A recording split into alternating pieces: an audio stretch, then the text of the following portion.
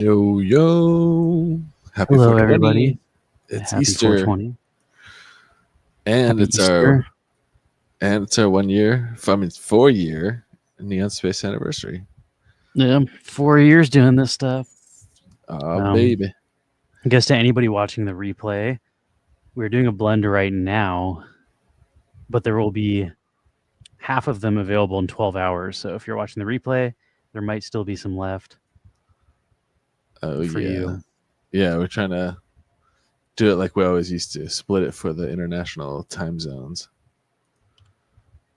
And I guess also, just since we're at the top, we've been talking about uh, releasing our profile picture project that we've been working on for forever as a smaller bunches. So we might do batches, sort of like Senor Lupe and the horses, the chummies. So Yeah. those might actually be coming soon. Just wanted to put that out there sooner than later, so people don't have All to right. sit through us ranting for 2 hours to get information. But That's it's a the good news. idea. Oh, also we updated our Alcor pool, so the Woofer Oh, I Wars haven't and even Neon checked on that. Alcor have been updated for an additional 3 months. That's what's going on in Neon Space. Happy Easter, happy Oh, 420, happy 4 year anniversary, everybody. yeah. It's been kind of wild how I guess the NFTs in general have had like their big day in the sun probably like 3 years ago, and the last 3 years have been interesting to see like the communities kind of like thin out. The scammers left early on, but there is still like people building and still cool NFT stuff happening. At least like I'm looking forward to like the FIFA Rivals stuff coming out again because I had such a good time with like NFL Rivals, and Yeah, I I think thought there's that also like maybe not on Wax, but there's people still doing like other chain NFT stuff. I still people see people posting like mints coming up and trying to get on whitelist. Like it's never totally gone away. It's just, I mean, yeah, Wax especially has been pretty yeah. not anything. I would have liked to see more. I saw people Like, posting about a Barrett chain. There's some stuff going on over there. I think oh yeah, I think NFT Barra wise. has they have some NFT markets there now too. That's a very volatile token too, though, because I mean, obviously, just launched. So, Amster said 3 naked. We are going to. The limit is 3 right now, but oh we only have half the mint. So at yeah, I around still 5 gotta. a.m., we're going to do the additional 27 mints, and we probably will not have a limit on that one. So if you want to blend to your heart's content, tomorrow there should be more. Let's see. I gotta see if I can catch a blend here. I need to do one too. Blend I don't even know if I have a blend token. Oh, I'm in the wrong wallet too. I missing need to log ingredient. into it. Oh, I need to send to tokenize NFT. Sign out. Let's see my wallet. Yeah, I forgot. I bought some neon and I was like, wait, why don't I have ingredients? Nope, I gotta get the step. Take the step still. Transfer. I'll transfer like 15 neon. It doesn't need a memo. It just needs I a have recipient. I have 2 blend tokens. I guess we'll just go for it.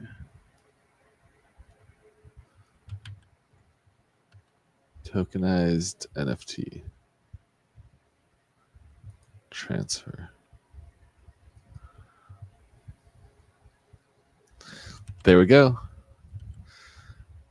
Boom Shankar, congrats on this long journey. Yeah, it's been a while.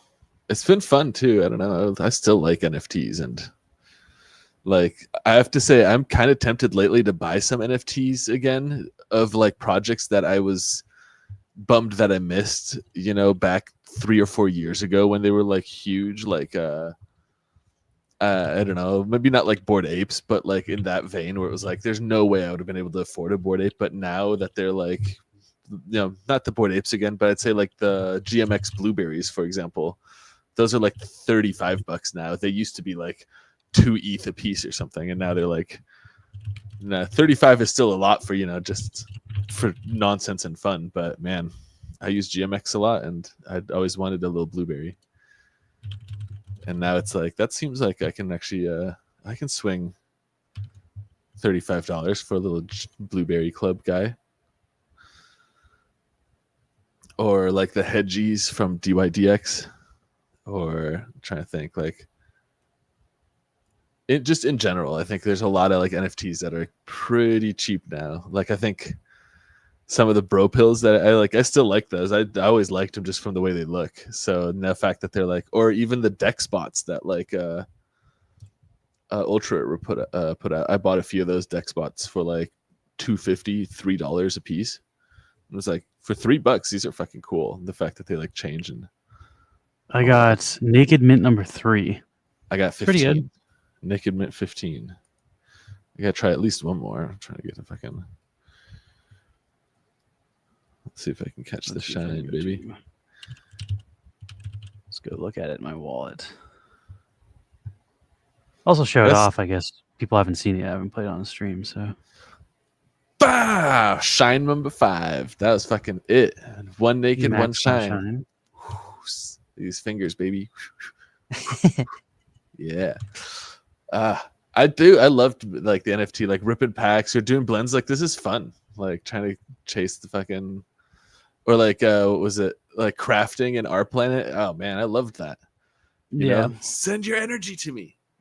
I like pretty much all sorts of blending, and like I've been blending, and Counter-Strike has blending. I didn't realize that you can take 10 of a lower rarity weapon and craft it into a higher rarity weapon of the same set.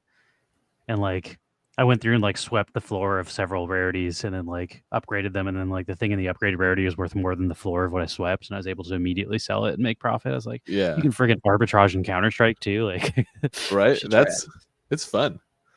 Boomshin Card's like, yeah, like the guy that bought that JPEG, the $69 million. That was the Beeple's first 5,000, right? That JPEG.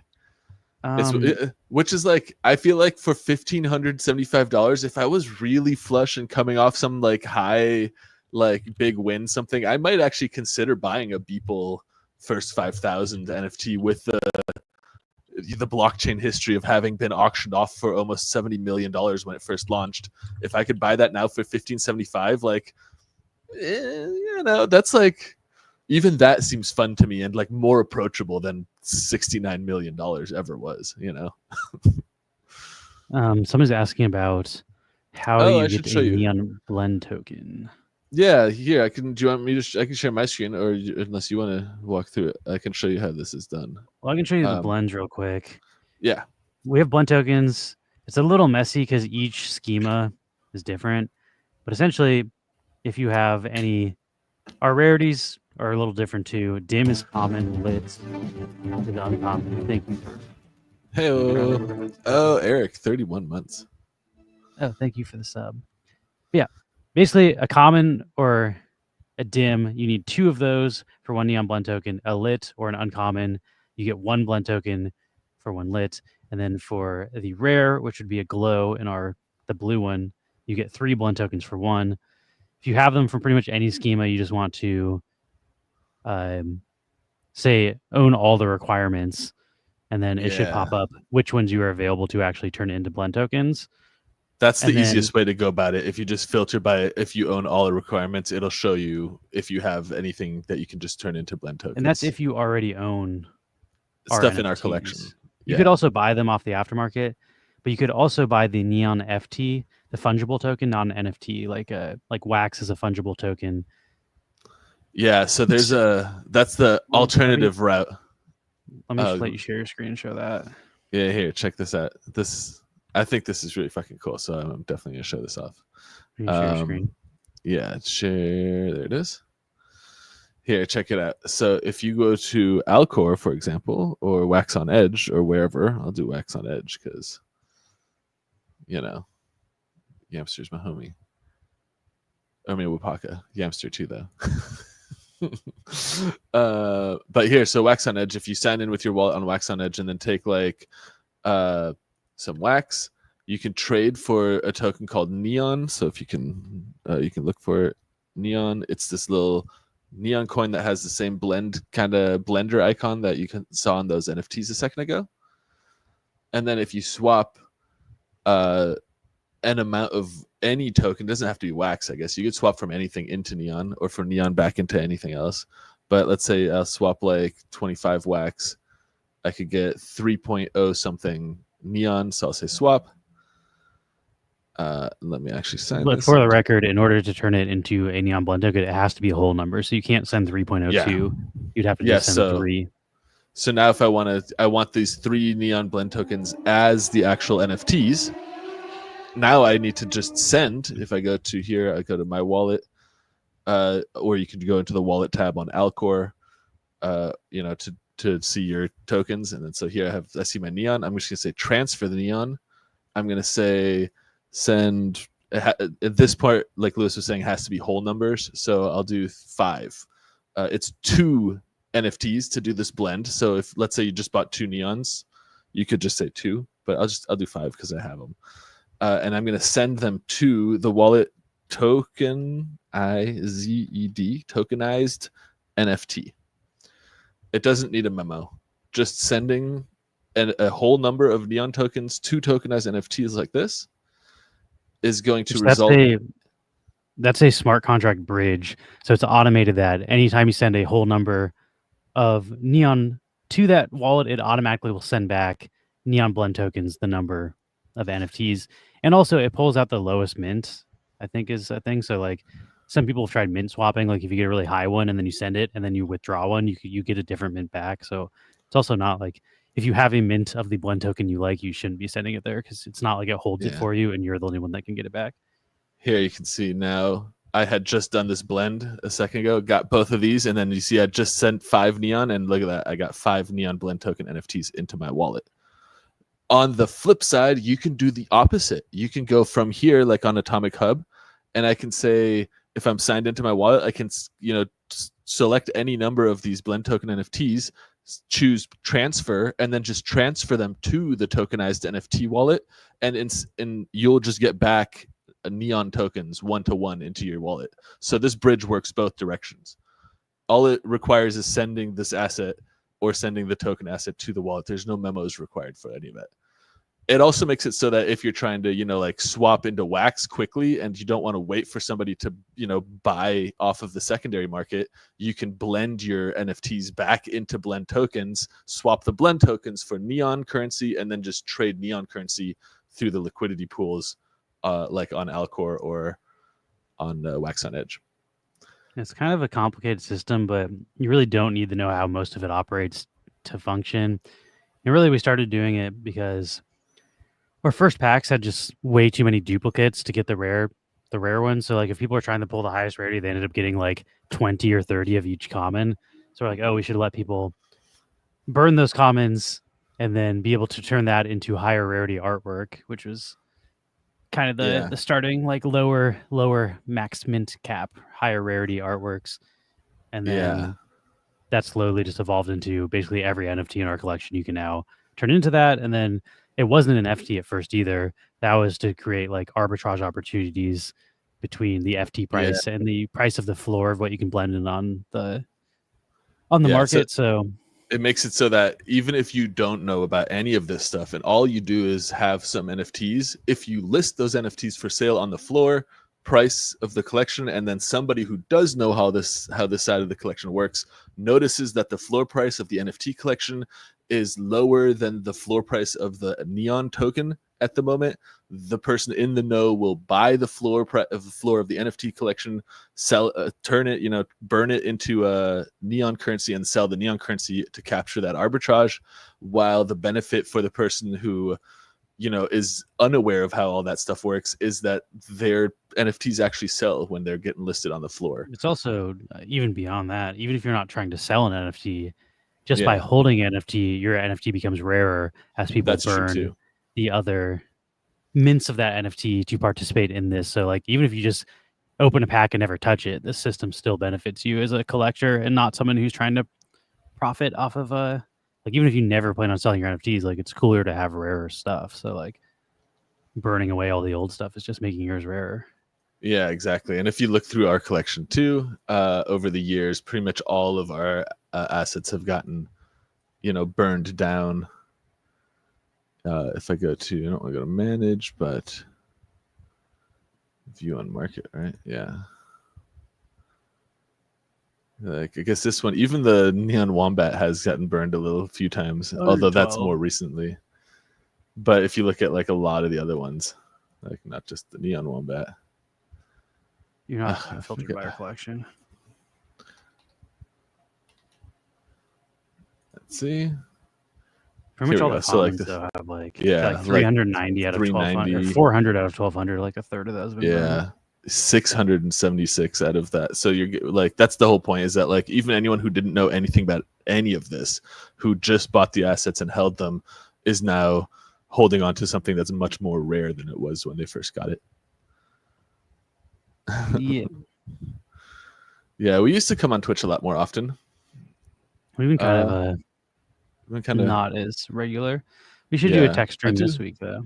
Yeah, I do like Twitch streaming, and I do want to get back into like doing a market. Yeah, we should do a market Twitch stream on the Wednesday. coming week, this Wednesday. Yeah, because the markets have been wild. And I could show you guys some very interesting trade strategies that involve delta neutral market exposure.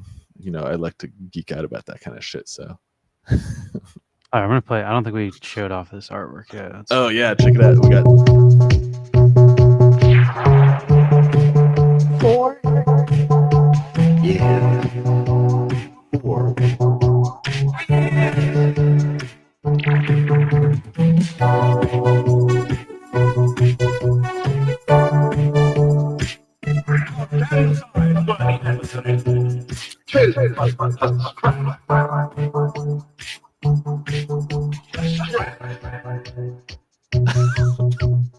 I'm still amazed by this loop. that's It's just great. perfect. The loop is solid. Yeah, I that don't went know if really well. Wombat. I don't know if Spielworks improved the player, but literally, like no That loop was has ever been very That's the good. most seamless loop I've ever seen.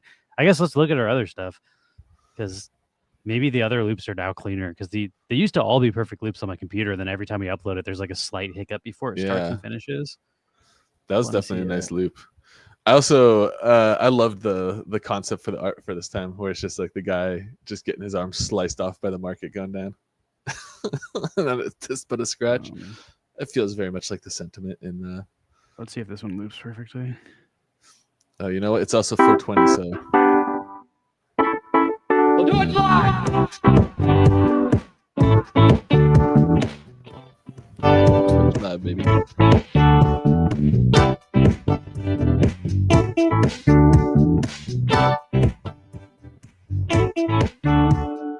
I think the That's loops are just fucking cleaner now. flawless. Yeah, that's great. So shout out to Spielworks. They for a long Well time I done. feel like nothing on Atomic Cup improved after they bought it. I was like, yeah, they're just kind of like coasting on what Pink. Pink was- GG. Were they called something else though, or was it just Pink? Whatever the original Atomic Cup dudes built.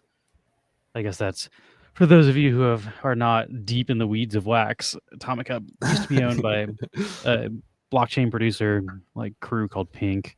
Pink.gg. And then they sold it to Spielworks, who owns Wombat. But the guys who basically built everything, like the Atomic Standard, like the reason Wax is what it is because of the original team from Atomic Hub.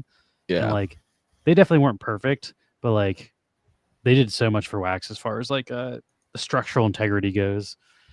They weren't the best at running a business, clearly, because they ran out of money and had to sell it to Wombat. I don't know what Yeah. the price was or if they made a lot of money off that, but kind of I'm felt not like they sure. ran out of money and then got squeezed, is what it felt like. Like, I Yeah. don't know that they got a good deal on that. Contracts. Yeah. Simple contracts, right? Oh my god, yeah. And simple market, I think simple asset swap was another, like, wasn't that like before the Atomic Standard, the NFT standard on Wax was a lot less user friendly. Yeah, and they had that, like that was like what the R Planet shits were. They were like simple Yeah, assets, and you could simple send them. assets. You had I can't even remember that marketplace. There is one marketplace where you could view those in your wallet and you could trade them. You'd have Yeah. to go there if you wanted to like send stuff while crafting. I remember that too. And then I remember that marketplace getting like exploited and broken by people selling and trading like fractional versions of those assets because they don't work that way. Like they have to be whole numbers, but then people were able to like Oh yeah, people mess that up. do like hard when they sell- fraction. Yeah, and they They're, fuck the they're fucking doing like limit yeah. orders on like a fraction of a. Yeah. People are gonna do what they're gonna do. So it's nice to see the Atomic Standard was very solid. Let's see how our shines are doing. There's still 3 out of 5 shines left in the Nice. pool. That's good for the second Mint 1 half. is still available. And that's the chase. So there's 50 of the normal one, and the shine one has shine going through it. 4, It's supposed to emulate, like a holographic card. Yeah, the shines. That Bowie years is such a Yeah. Yes. Yeah, I feel like we should look into that one more time. Where that years was sampled from, it was great. We'll have to I have don't it. know. I'll play like a second, but oh, we have to be right, careful yeah. for Yeah, maybe you're if right, I you're right. mute it and we can get the closed captions on, because I think we can play like 5 seconds of it. All right, let's see So if you can if I catch can it. hear what he's singing. Okay, there we go. We just gotta wait until he's getting to it. Here it is. Okay, there we go. There's 5 years. Ready? So one of the years is ripped off of the David Bowie 5 years Old Gray Whistle Test from 1972. I didn't even sample the record. I sampled the live performance on TV. Let's go. we got 5 years. My brain hurts a lot. 5 years. That's all we got. We got And now, Yes. now that you've heard that years and you listen back to it, you can. 4, Not that one's the next one. Not that one. This one.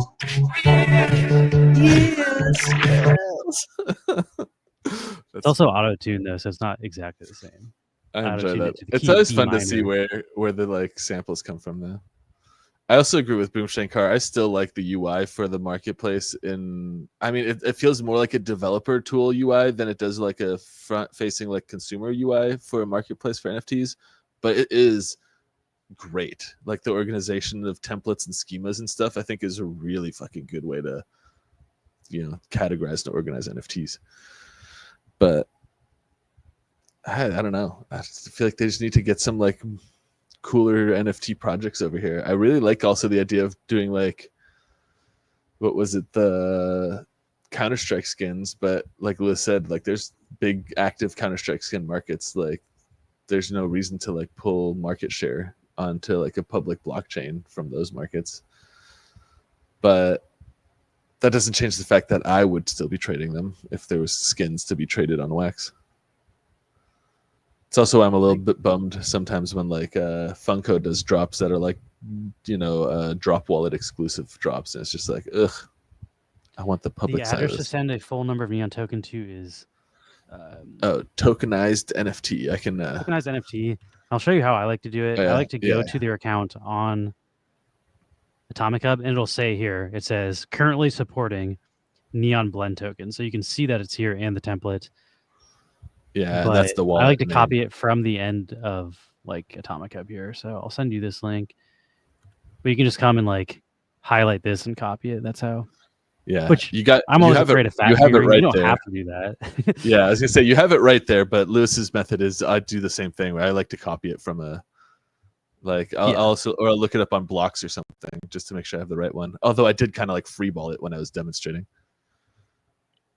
That's a way you can always check if you're uncertain, is that it pops up as an account on Atomic Hub.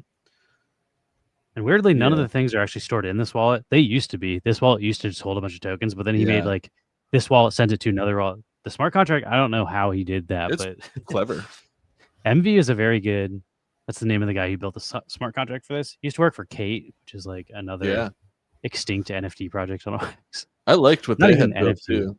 They initially built like a soft peg token to Wax and some kind of like marketplace. Yeah, they also built like you could make your own tokens. They made it so you could make your own shop through their website. Like you could sell Yeah. NFTs directly for any token. Like their UI was was- kind of ass, but like they were doing Yeah. some cool stuff. That was the problem.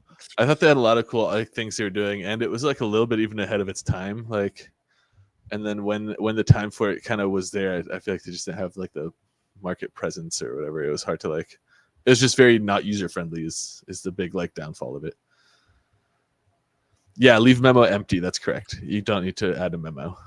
Kate was like a Wax DAO before Wax DAO. Like, Yeah, exactly. That's exactly. Yeah, like that's they a were good doing kind of comparison. what like Mike's doing, but like not as well by any metric.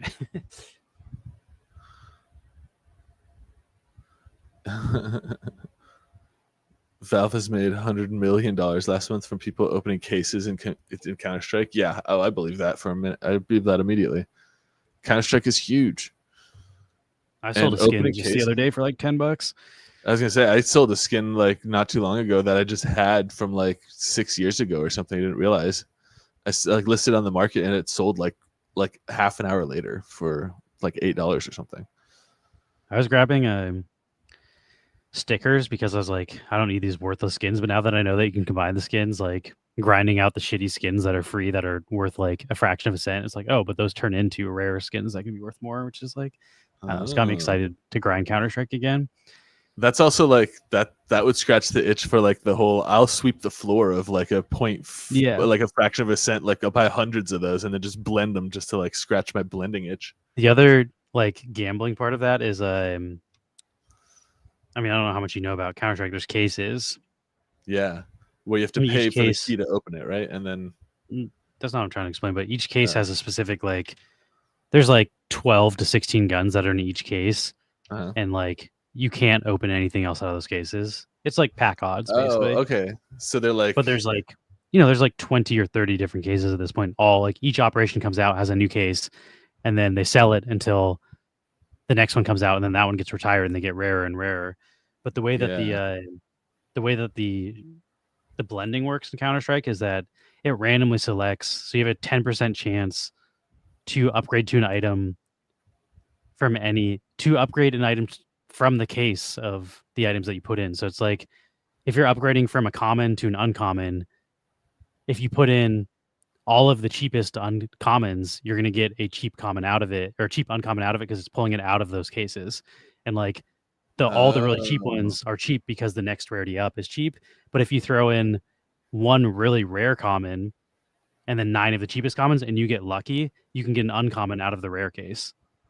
Oh, So you have a 10% chance to pull out of whatever case. So like if you're so you can feeling kind of like fucking mix your gambling- own odds. That's fucking awesome. Yeah. And if you That's want to dope. gamble, you absolutely can. Because Yeah. like if I buy a common from like the case from 2015, it's like Yeah. that's gonna be several dollars compared to 3 cents. And then I combine that with all the 3-cent ones and I get lucky. Like that uncommon Yeah. might be worth like real money. But like that's also like another part of the like fun part where I'm having where I'm like, okay, I'm gonna do 3 from this case, 3 from this case, 3 from this case, and 1 from this case, and let's see what I get. And like See, I that's don't know. so fucking fun. That's like exactly what I loved about Wax back in the crafting era and like the golden like age of Wax. And it's so cool that like, I mean, it's cool that it exists already, but man, I also I'm with Boomshank Card. Imagine that kind of shit coming on chain with that. Like I'd love to do that from my like wallet I wonder if I directly. can show off what I have. That is really fucking cool. I didn't know you could do Yeah. all that type of blending. That's like way more Why is my extensive than inventory what I thought it was. private? I'm not gonna sign anything now. You're like, don't look. Oh, it's like, But yeah, I got some cool new stuff lately. I also like that the stickers are like, every time you use a sticker, it burns it. yeah. If you put a sticker on your gun, that's one less supply of that sticker that exists because you can't take the stickers off. Well, you can take them. You can scrape them off, but if you scrape them off, they're gone. They don't return a sticker for them. Oh, okay. So like, They're like consumed by putting them on the gun. yes. I see. And also people will pay more. Like if you have a shitty M4 skin, but you have the rarest sticker, the most expensive sticker on it, people will pay more for that gun because of the sticker. Oh, that's kind of cool. Although then I feel like it also like narrows your market niche down a little bit to someone who actually wants that sticker. Right? You have to wait longer to find a buyer potentially. That's not true as far as No? you can scrape the stickers off. So if you put it at the floor, it'll sell. Oh, As far as Yeah. I mean, yes, if you're trying to find a premium, but like it's like our system where it's like if you know about it, you can fuck with it, but if you don't know about it, it'll move at the floor price regardless of what's on it. And like people aren't going to pay that much for this more for the sticker, and it will be a hassle if you're trying to like negotiate that deal. But it's just another fun, like that's more of a fun thing as a buyer than a seller. Like as a seller, that's not really a bonus, but like as a buyer, you can see what stickers are on the gun, and sometimes people list cool ass stickers on the floor, so they don't know what they have. okay. Oh, I see. So that's more the game is like trying to scoop something that someone else doesn't know that they've like mistakenly I don't really listed. like stickers. I usually buy or scrape off all my stickers, but it's just another fun thing. That and people do sticker crafting, where like, let me see if I can find an example. You can make like dirty images on your guns with stickers.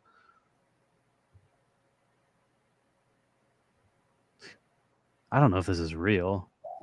Do you see that? Dick in your ass. That's pretty fucking It says good. dick in my ass. Yeah, you can do like legit. That's pretty awesome, actually. And there's like guides where it's like scrape this much of this sticker. Yeah, here's another one where like somebody made a dick out of these stickers, and they like put a different eye on this, then have like That's two pretty cool. nines into a Navi into a mouse to make a dick. And this is saying a slur that I'm not going to say out loud, but That is actually kind of cool. yeah, there is like there's a creative part of this too, where like people make stuff. I do think if you are going to put a racial slur on your gun, you can get in trouble for that. So do not do that. People have been, at least competitively, like a guy had like a Russian swear word on his gun, and like they were talking about like penalizing him from the tournament for it. My. So Valve is not cool with that, FYI, but that doesn't mean you can't do non-racial slur sticker crafts. I also I already did my slate KY, but thank you for letting me know. The Australian is it Melbourne? I don't know exactly where. It's either Sydney or Melbourne. I think it's Melbourne, but that's starting tonight. Oh, Australian nice. Counter-Strike. And that's pretty dope because it's in Australia. I think the first match is like 8 p.m. It goes from like 8 p.m. to 2 a.m. So it's actually like decent for our time zone. Yeah, that should be that's fun. not bad. Got pretty off topic here from our 4-year anniversary stream, but That's pretty it's on point for us. Yeah, I've been watching more Counter-Strike than I have been doing whack stuff, to be honest. Yeah, I saw that article that was shared in our Discord Did I say recently. Melbourne wrong? Melbourne. Don't people say Melbourne? I thought that was like the Melbourne. That I'm not sure about. What was that? The Hustler? That Hustler game? Oh yeah, Seems somebody like shared they that in did our some- Discord. Yeah, it's like the Hustle House or something. I think it's called. That guy's been building. I think his name's like Afro Samurai or something. I remember seeing him in like the Yoshi Drops server. Like I think he's a musician. Damn. I remember like talking to him about like he's doing like country music or something, but like years ago on Waxo. The guy's been around and in the Wax community for a long time. I just have zero interest in what he's building, to be totally honest. Like I don't have anything negative to say about it. It's just like I'm not trying to play some sort of clicker that I think I don't know. Just leave it a clicker. I'm not playing clickers right now. Yeah. The last clicker I tried was Music Bogle. When Music Bogle broke my heart, I was like, I'm fucking done with this. Yeah. Music Mogul did kind of. I don't know. I still have a bunch of assets from that. I feel like I don't. I do too. I should have sold them when there's like a little hype that came back, but then I got into the hype and it's like, I want to save these to get good songs. Same. Speaking of, you were talking about FIFA Rivals earlier. Yeah. NFL Rivals. The NFL draft is on, I believe, this Thursday, Friday, Saturday. Okay. So, I mean, assume they'll do it. I haven't checked the Discord, but every other year they've done. Yeah, you can open packs and get draft picks, and then based on who gets selected, best. Those that's what I'm saying. So, like, those are fun. So, yeah, like that's my favorite program in all of Rivals. So I will be. I probably won't buy. I might buy the $5 pack. Probably not even though. I have a bunch of myths just sitting in my account. I'll probably wait until people just start dumping shit on the market and then. Yeah, that's probably the trying to buy some. I came up pretty good on like I got multiple Brock Bowers cards last year, and Brock Bowers became like not just the best rookie tight end, but he's the top tight end in all of the NFL. So like he got all of the bonuses and is like better than a legendary card that you could have gotten from like other sets. And that happens occasionally. So I also missed. I bought like pretty much every card, and most of them did not do as well. Yeah. This year's a weird year for rookies, but it also like I don't know, gives you somebody to root for in real life. Like when I get a rookie card, like I had Caleb Williams last year, and I was like randomly rooting for the Bears because I wanted him to do good. He didn't do that good. Didn't get the right rookie. I should have got fucking Drake May or who's the guy that was way better than Drake May? That's the wrong example. I feel like I got Zay Flowers, who ended up being pretty good. Zay Flowers was great that was 2 years ago. That was a while ago, but that was a fun program. this year's weird for like there's not that many quarterbacks or wide receivers. Like this is a weird year for there's gonna be a lot of like linemen and like cornerbacks, which are less fun for the game. They're like I think 3 quarterbacks are estimated to go first round, which like the past couple of years have had like 5-ish. Oh damn. And then there's like I think like 3 receivers too. There's more running backs though. There haven't been like any really top running backs. That's not true. BGN Robinson 2 years ago, but like last year there wasn't really any top running back prospects. And this year there's a couple. So I don't know. Some exciting stuff. It's almost better though because top 10 is legendary, and those are really expensive. So I kind of like when they fall into the epic because the epic is where you get the sweet spot where like a rare isn't going to have good enough stats usually to beat my legendaries, but a good epic can get upgraded past the legendaries. So like that's kind of the sweet spot of like what I'm willing to spend versus what I can actually use. Yeah. But that I'm excited about. So that'll be like I'll be following the NFL draft this weekend and checking out the market. And then I also think like if you do really want to go ham, the best time to buy is after the program because the cards are needed to use. Like you need the cards to participate in the events to unlock, you know, quote unquote free NFTs that are not really free because you have to buy shit to unlock them.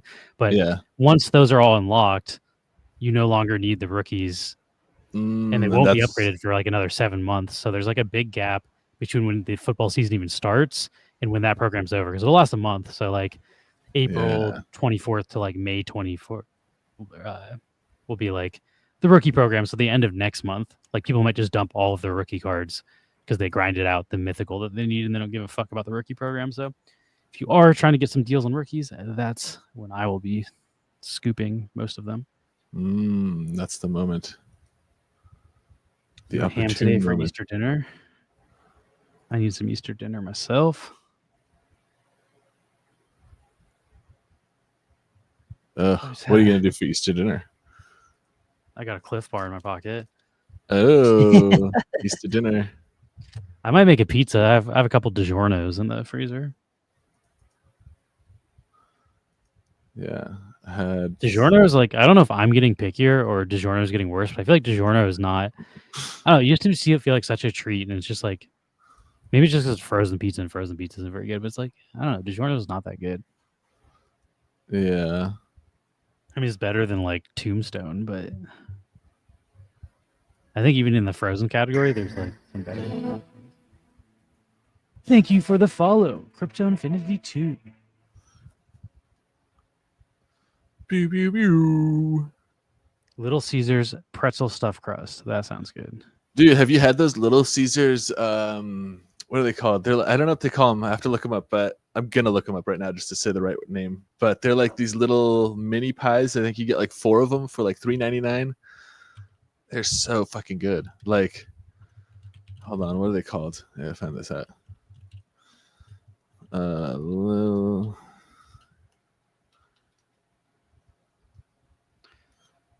What are these? They're like. You want me to type it in so we can look on the? Yeah, let's see. I gotta find them. Pizza cupcakes. Oh, the pretzel. Oh, that might be it. Pizza cupcakes. That sounds disgusting, but are those the ones that are like? Hold on, let's see. These actually look really good. I don't want. Yeah, that's totally what they are. Those little things. They're fucking so bomb. Like. And honestly, like an order of 4 of those is a lot. Like I feel like after 3, I don't know if Crazy Puffs they're calling them. That's it, Crazy Puffs. That's it. You can get them as cheese or as a pepperoni. Hawaiian. I would say get them as pepperoni. I don't know. You can get Hawaiian Hula Hawaiian Crazy Puff. Stop. No, I feel like that's rage bait. That can't be real. I've only seen them as cheese and pepperoni, but the pepperoni one is better. I think this is the Oh, it's in Singapore. If you go to Singapore, you get Hawaiian Crazy Puffs. Oh, okay. So they don't have little that. Pieces of ham and pineapple in them. They don't that doesn't fly in America. I like pineapple on my pizza. The pepperoni one is actually very good though. So if you're going to Little Caesars, definitely spruce that $4 on those pizza puffs. You'll be glad. I'm trying to think of. I just saw that they have a pretzel crust, which is like I want to have that, but I know it's not going to be good. I feel like there's no way that like that dough is going to be like good pretzel dough, like Right? Like the picture on their homepage right now is just like $10 stuffed crust pretzel crust pizza.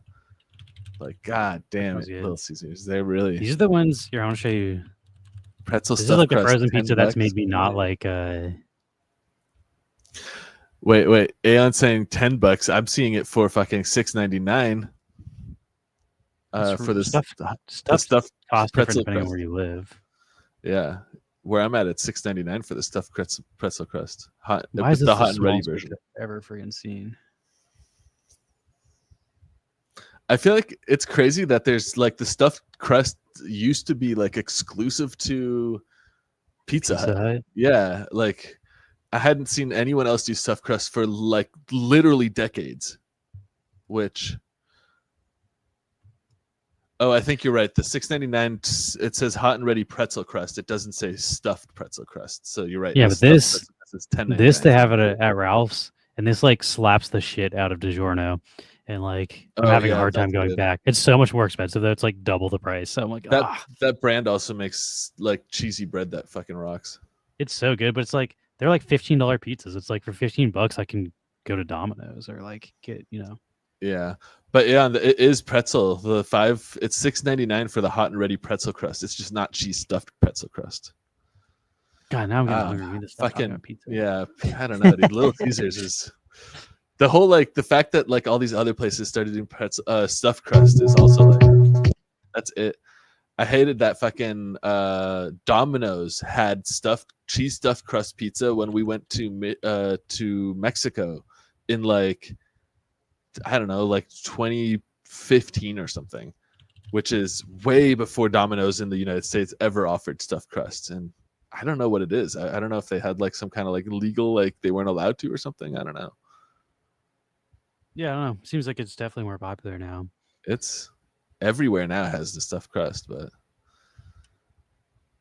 I swear my whole like youth, it was only a Taco Bell. I mean, a Pizza Hut. It's weird that Domino's doesn't do it still, though.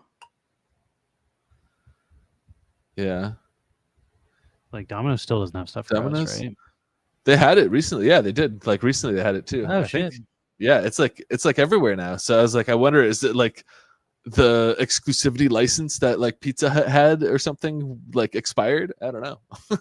like I feel like you can't fucking like copyright that. Like you right, which is why that's what I always thought. Like, you can't put cheese on bread. I invented cheese on bread. You can't put cheese on bread. Yeah, dude. The first thing you go to Domino's like website right now, the first thing they're advertising is Parmesan stuffed crust pizza, $6.99 for a fucking medium.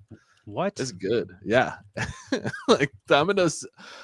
I don't know. I fucking like Domino's. I know I get shit for that from people who are like actually. Domino's is fine. Like Domino's is good, sucked, and the like price 20 is years so ago. good.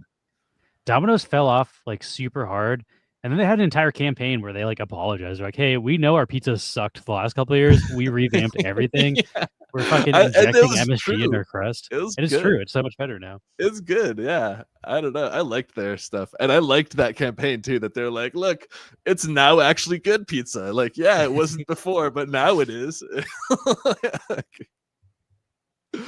It is good. And they have like, I will say the stuff that like I miss. They used to have like the pasta bread bowls, like with like a chicken bacon carbonara pasta, and that's been like downgraded to like a chicken Alfredo pasta, which is like, you know, it doesn't have like mushrooms and onions and no bacon bits and stuff in it, but still not bad. Plus, again, they're charging like $6.99, which I honestly can't cook for that little. Like, if I'm going to buy the ingredients myself and making the food that I make myself, I mean, I guess if I made something cheaper, I could, but I mean, that's $6.99 is so. I was thinking about it, like if frozen, like it's $15 to go to frozen stuff. Yeah, so that doesn't suck. Like $6.99 for a fucking pizza, and then like if you're eating that, like I can eat that. Like that's 2 meals. Yeah, that's crazy. Happy anniversary! Thank you. Swim Dodger and says the market plunge amputates his arm. Yeah. Yep. Sure just to represent the time we've spent.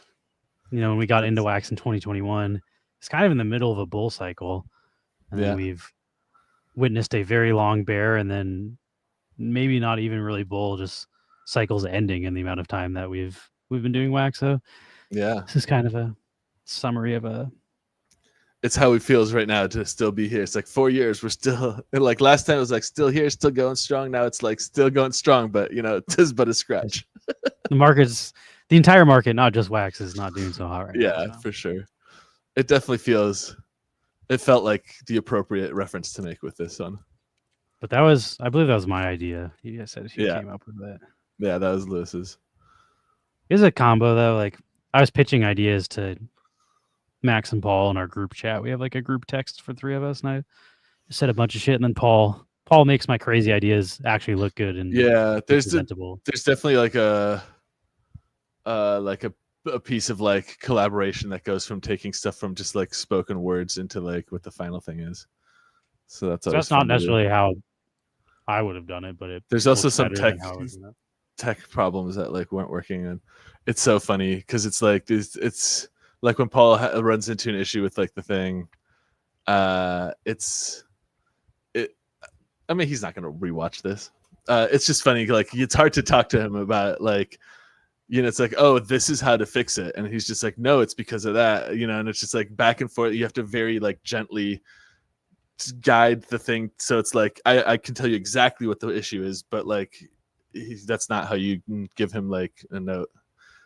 So it took a while to like work through like this weird like mask issue that was happening, and like he had fixed it to a point where it basically softened the issue and was like, this will be fine. And it's just like this looks like bad. Like I see the whole like thing like moving through the image, like that's not. But it was fun. That's usually the and it was funny too because like once it figured out like what the problem was and solved it, it's just like there's not like the moment of like, oh, it is the thing that you said from the very beginning. It's more just like, oh yeah, well you just suck at fucking giving notes, which I don't know if that's true. But yeah, that's me and Paul bickering about making stuff. It's our creative process behind the scenes. Yeah. Keep rolling, Baggy Hodler. What up? I'll play the song too, since we have the song's fun. Here.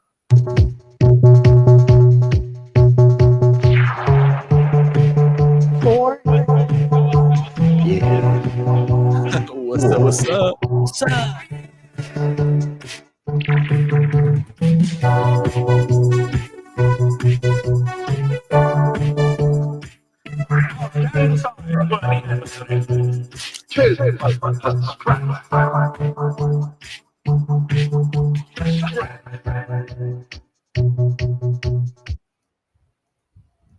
And that's I guess if people don't know, from Monty Python. I feel like everybody should know that, but yeah, same. I also grew up like watching that.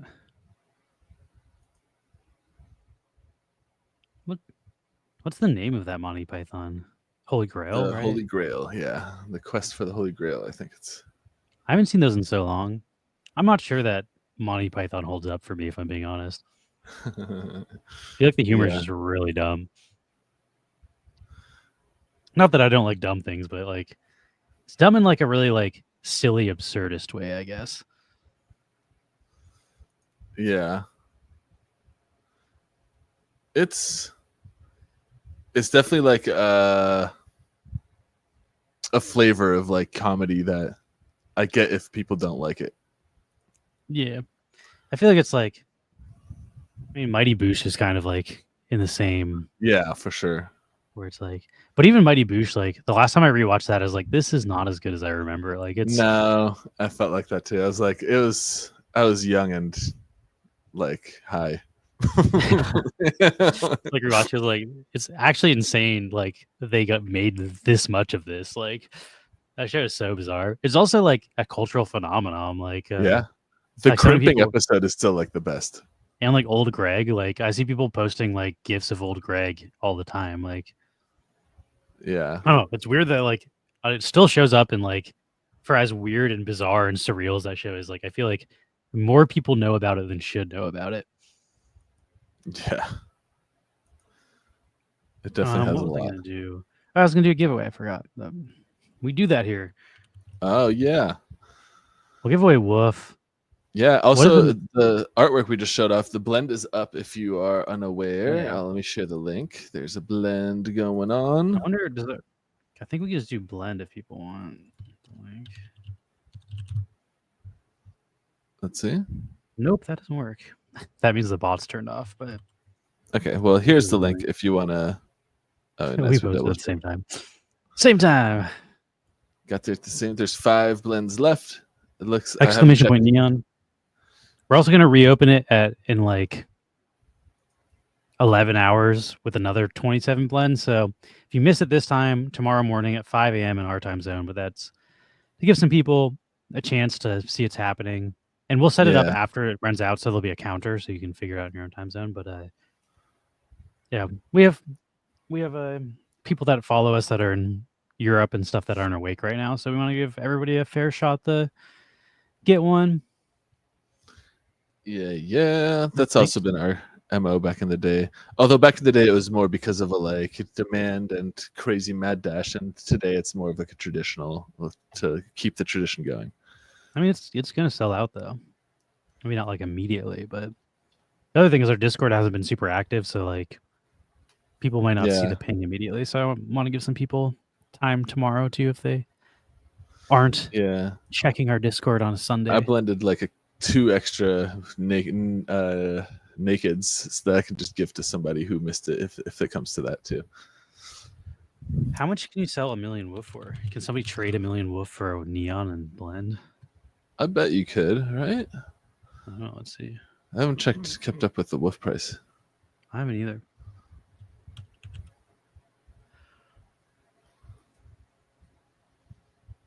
Why is it not finding woof?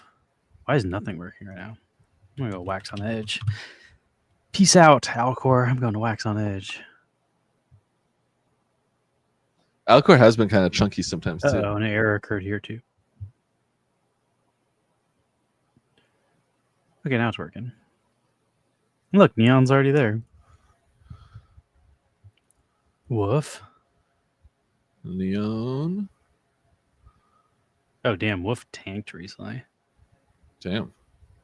Oh, that's probably because wax pumped. Oh, 1 million is worth at 1.0004. So yeah, you should be able to. That gets you, but you need two blend tokens, I think. Oh shit.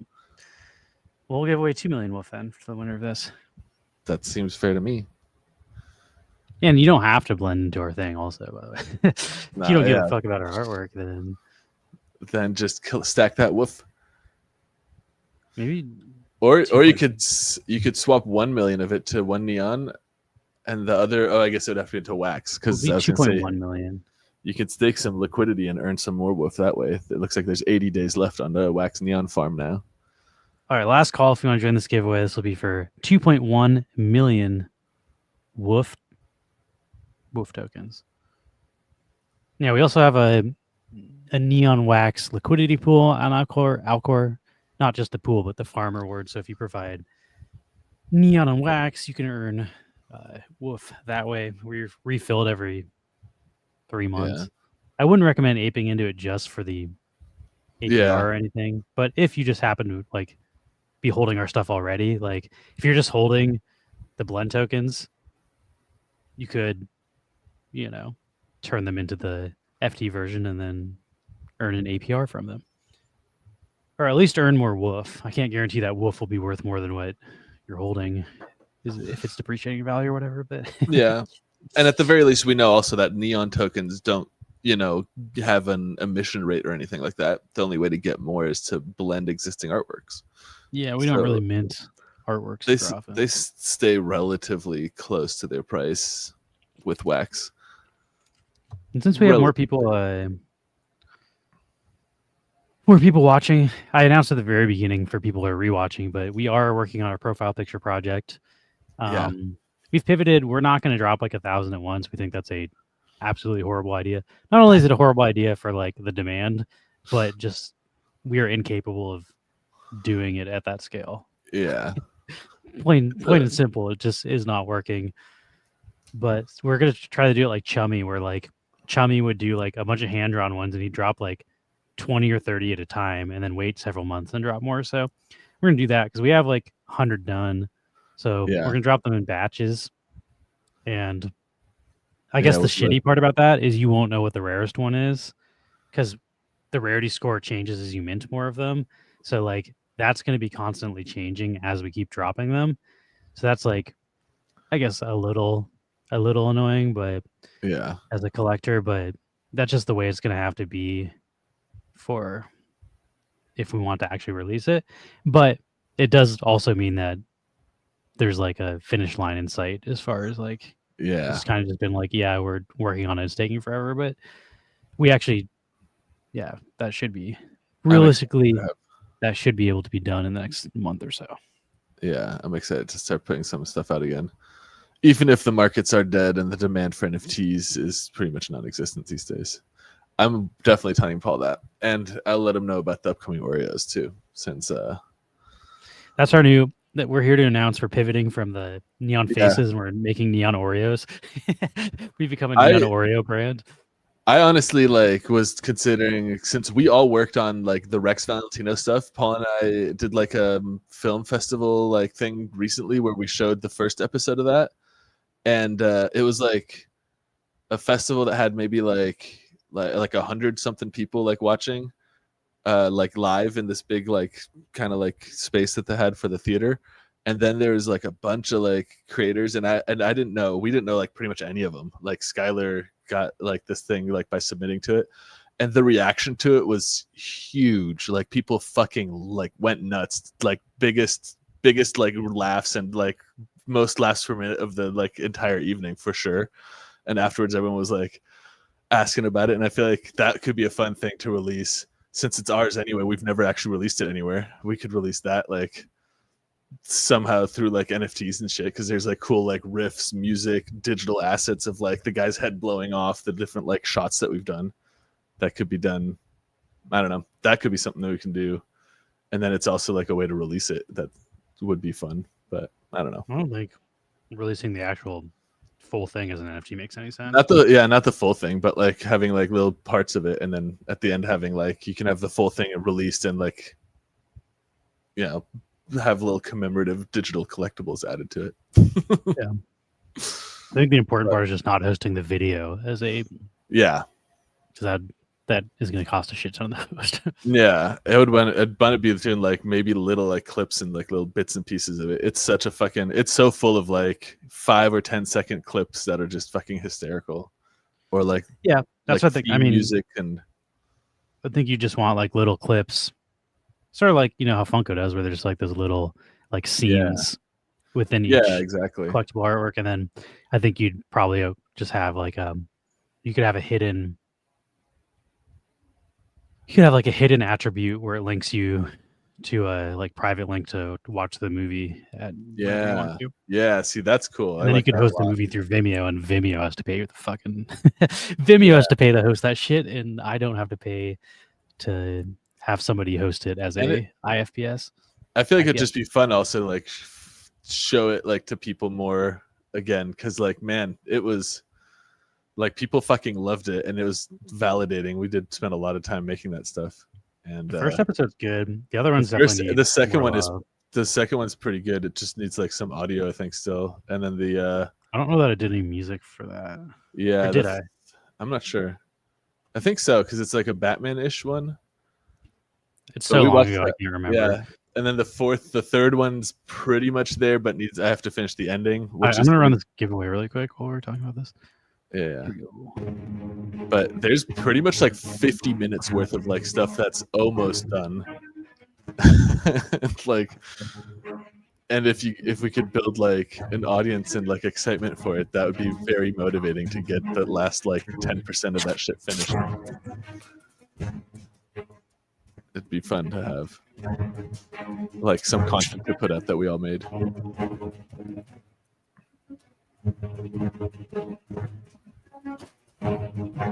Definitely, you said Blair Witch style filming. It's not like it's very lo-fi, but not in that way. It's all shot on a low. green screen. Yeah, I feel like Green screen, and then it's also all like virtual environments. It's honestly not that different. than like our NFT city look. No, it's not. It's like it would fit within like the Neon Space aesthetic. Maybe You that's should the fucking- you we've should been see looking it. for a Kenyo. I mascot our should. entire time. Maybe Rex Valentino is the mascot. Oh, let's go. That's me. You're not getting the 2.1, but you get the glory. I get the bragging rights is all I need. The glory, baby. Swelter is our winner, and hello, OP Influencer. Thank Ye- you for wishing us a happy Yeah. anniversary. You should see it, Kenyo. It's really fucking funny. I'll send you like a. We should do like a. I wonder how hard it is to like. Reels. Does Adult Go Swim on. still take open pitches? Can we just send that shit to Adult Swim? I feel like it It would should be on fit Adult into Swim. it fits into their. It's better than a lot of stuff that comes out from there, and the fact that we made it with like 5 people, like one person doing the post stuff, one person doing the music, and 3 people like acting, writing, and performing, or acting, writing, and then like I guess on set and everything. That was. It's. Yeah, I don't know. It's funny. I'd watch that. And I've watched it like over the years, and it still holds up, like being fucking hysterical. I definitely think it's like pretty by far the best thing that like came from Fruit Chicken. Yeah, it's like the masterpiece, and it's been unreleased for years. Like I think 8 years or something. It is Not old. that long, but like 6 years. But it's still like so fucking like yeah. I don't know.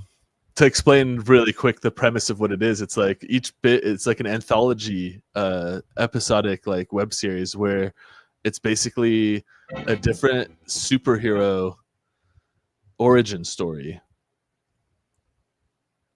per episode. So the first episode is like play on Daredevil's origin story, and the whole like concept is always that the main character is introduced to guns in the beginning as his like salvation to all his problems, and then throughout the stories the the mapping of whatever like origin story is. So like in the first one, Daredevil, it's like whoever the bad guy, like Kingpin in Daredevil, his deal is like he's bringing knives and knife based violence onto the streets, and so our hero uses ultra violence and guns to clean the streets. And then each episode is basically like the second one is Batman, so it's like his parents are murdered in the alley by some knife wielding maniac, and so he grows up and wants to rid the world of knives with his gun violence. And it's very, very violent and stupid, over the top, ridiculous,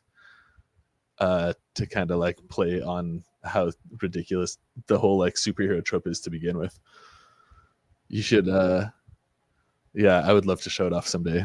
Maybe one of these off the rails we'll do a little show off. It's very ultra violent, like people's heads explode and fucking yeah.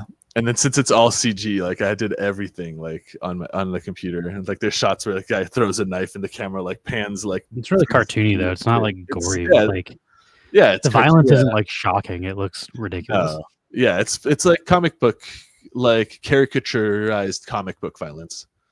Like Paul gets stabbed in the eyes and he has like fountain of blood like gushing out of his eyes. He's like, my eyes, so it's like that. And then of course the fountain of blood is like a CGI like particle system, remember- and it's poorly tracked to his face. It's very fucking funny. I remember that being hard to mix. I remember Yeah. there being some peaking when he yells. Yeah. I think I mixed the first episode, but I didn't mix. That's why I was like, the first one I did the music, and I believe Skylar passed This one is on. pretty much done. Like I remember getting handed a project file and like doing audio for pretty much all of it. Yeah, it's the first one's very good. The second one's like you can tell the audio needs love, but like I'm also the so edit much better at mixing than I was like I like back then. If I were to go back and mix them now, like they would sound so much better. And then there's the fourth one, I think. Yeah, it just needs the end sequence, which is basically like the ending for that one is like the ending for 2001 Space Odyssey, where he turns into like Star Child. But then it like there's a second Star Child, and they start like slap fighting. So it's like it's a baby with like sunglasses and a baby without sunglasses slap fighting in outer space is the end. So just to give a idea of how ridiculous this show is. It definitely deserves to be on Adult Swim, I feel like, or belongs. I guess the way that Adult Swim wants to pitch to them, this is how I would put it. I couldn't see it on any other channel. It needs to be on Adult Swim, or it just wouldn't be anywhere. Adult Swimmer would have to be a online like, only release. Like it's like it's not going to be airing on traditional television on any channel. But that's what they want from like the people I know who've pitched shows to Adult Swim. That's like what they ask is like, why can this show only be on Adult Swim and nothing else? Which is like they used to. I don't know if you remember, obvious, like back when we were in college, even they used to air. They were like, here's like an email address. They're like, we take open submissions. Tell us your idea for a show. Like they used to do that. And I remember they used to specifically say no cop shows and no doctor shows. That was under the thing. They're like, we don't want your fucking. And then I thought it was funny because after that came out, they had a cop show and a doctor show because they did a They're like, we're developing those. Was it Children's Hospital? What was the one that was a? Yeah, Children's Hospital was like the doctor show, and then the cop show was like what was it? Something Tribeca too, like. Oh yeah, Angie Tribeca. Or whatever. Yeah, something like that. But Eagleheart was also. Oh, Eagleheart, right? Yeah. Eagleheart is one of the most ridiculous. Like, part of that show is a guy turns into a desk.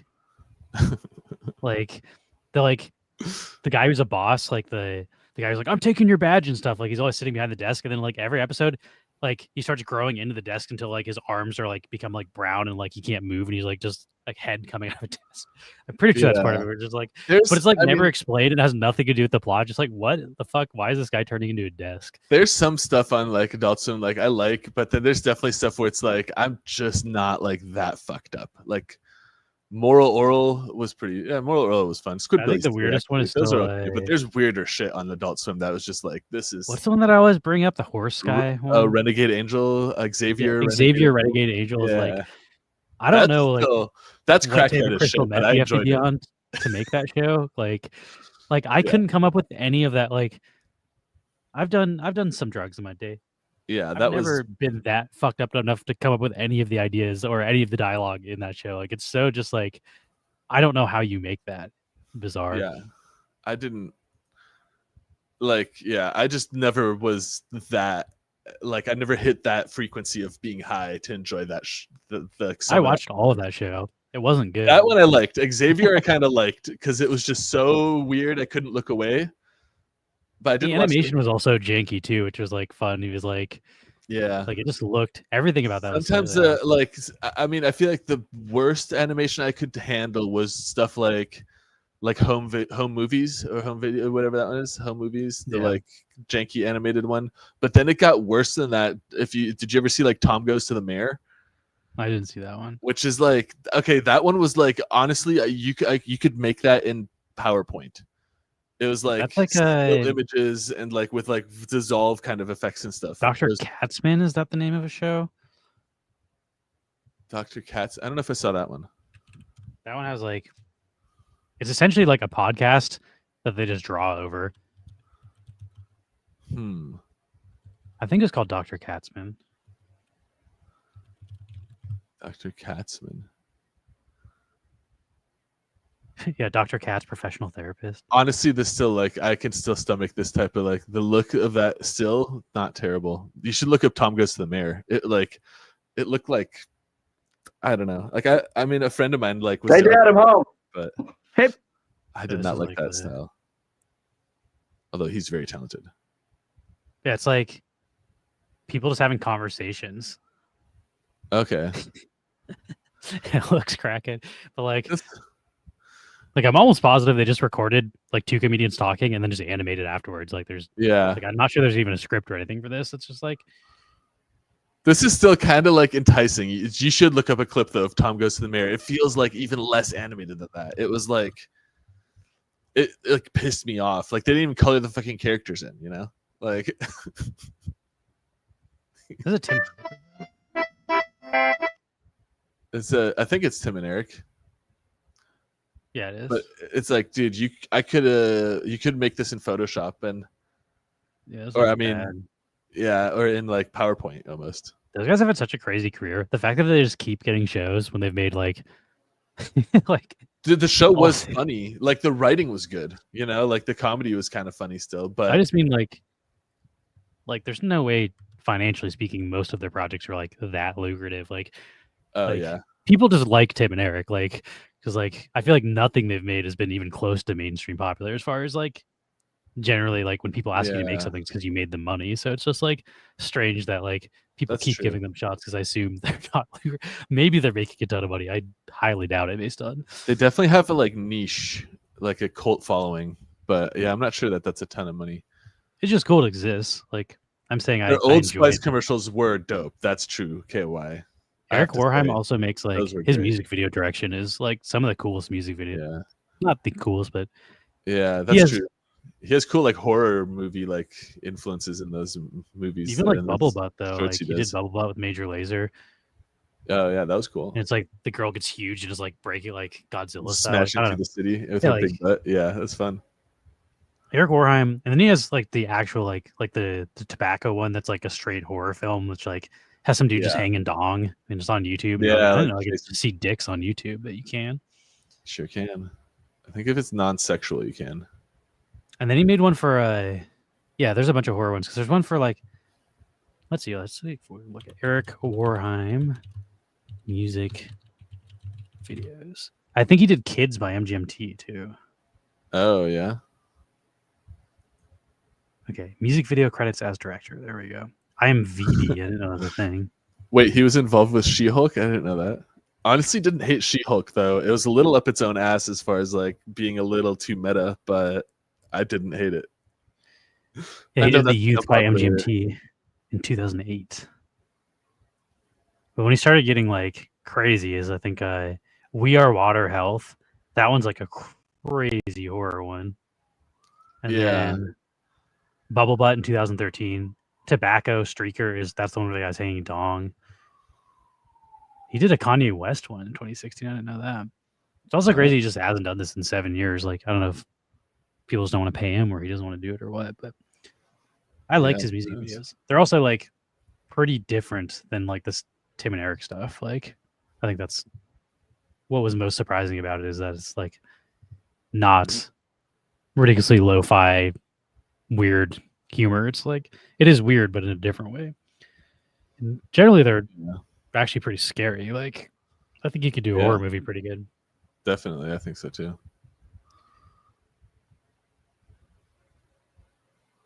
Napoleon Dynamite. Napoleon Dynamite was good. That was like John Hedger or whatever. John, was that his name? I think the guy who stars in it also like wrote that, didn't he? Oh, He did hasn't he? really like his career kind of was like I don't know that he's ever topped that. Like yeah, that movie with Will Ferrell that was like kind of good. Blades of Glory. Yeah, I like that one. But I think the same guy who did that did Nacho Libre, and I think Nacho Libre is like a pretty big failure. I like Nacho Libre too, though. But I don't did know too, how but it like did. I don't think it performed super well commercially. Oh, that's like that. He's like, I am. I feel like that was his level up. Like Napoleon Dynamite is so good that they're like, okay, we'll give you real money and real actors because that's what happens in Hollywood. Like we'll give you a shot because we saw that other thing, and I think that failed, and then like got sent back to like, okay, now if you want to make shit, you got to go back to. I guess it's actually not that bad. The budget was 35 million, and the box office was 99 million. I guess it depends if that budget includes advertising. If it Mm, included advertising, they almost tripled their money. That's not bad at all. right? That's not bad.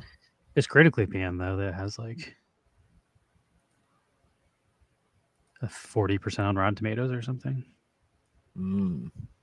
I didn't know that Danny Elfman did the music. That's cool. Okay, so Jared Hess is not the guy who does Napoleon, or he's like not the actor that does Napoleon Dynamite. I think it's he and his wife, and I think they're like, are they like Mormon or something?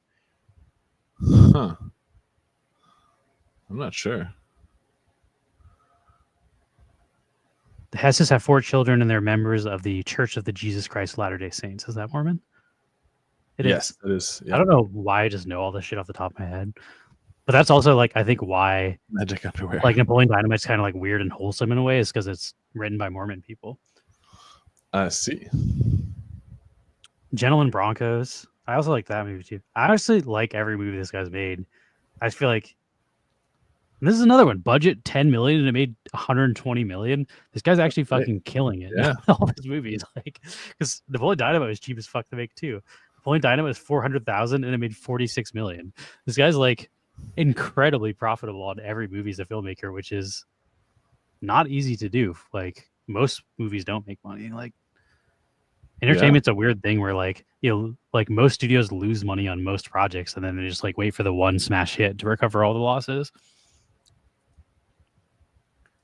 Let's Right. see. Do they have anything I haven't seen? Okay, they have like a bunch of movies. Don Verdine. I haven't heard of this one.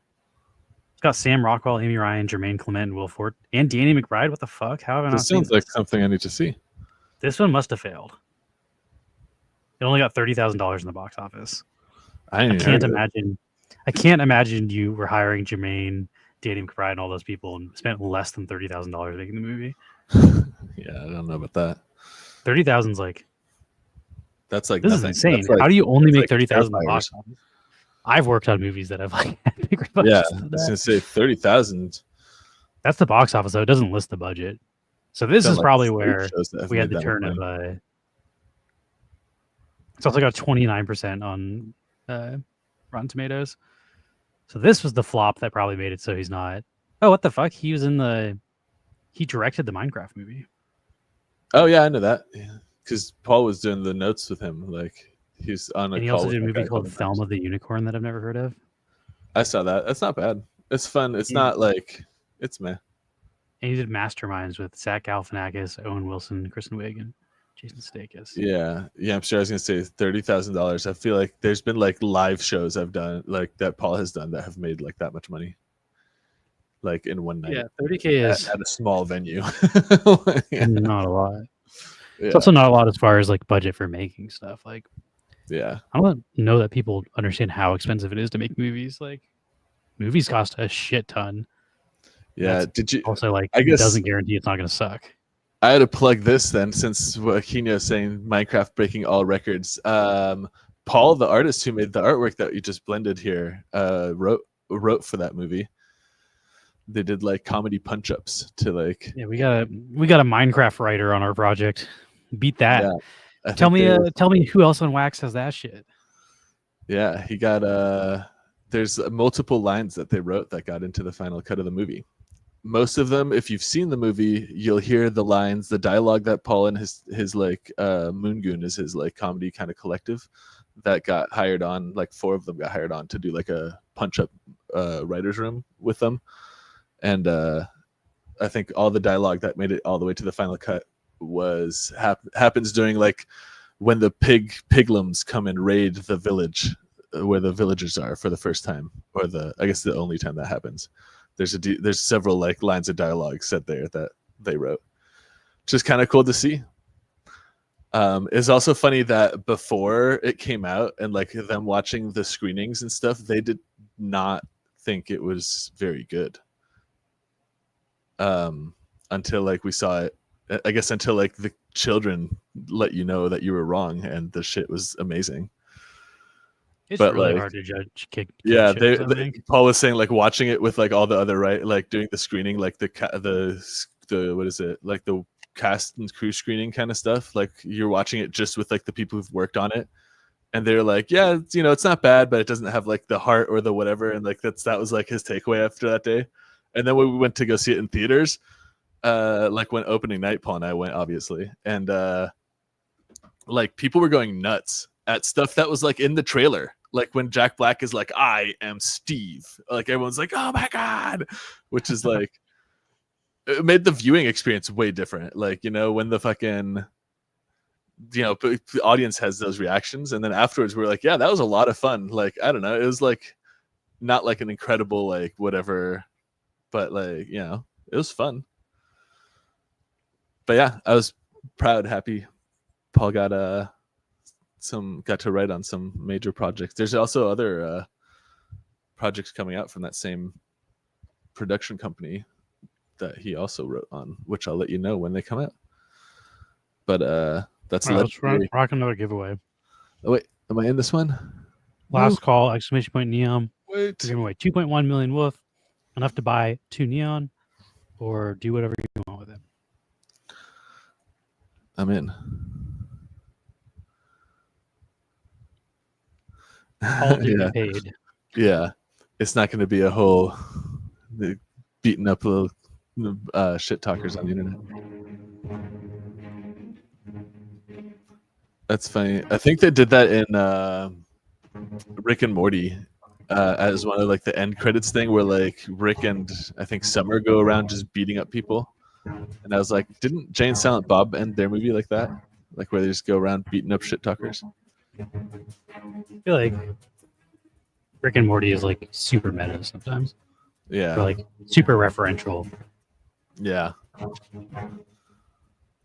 I'm still. I still haven't watched. I like didn't watch the last season of Rick and Morty. I think I haven't seen anything since Justin Roiland left. I think I did. If it's on like Hulu and Netflix, I did. Also, like not out of principle or anything. I just like Yeah. fell out of watching it. I'm not like bring back Justin Roiland. No. I really want like- uncomfortable sexual dynamics in the workplace. Otherwise, I'm not watching your show. Yeah, you can really taste the toxicity of the work environment in the early That's seasons. why I was watching. Shout out to Kinyo. Congrats on your win. But yeah, Honestly, it's been. don't remember the full story of.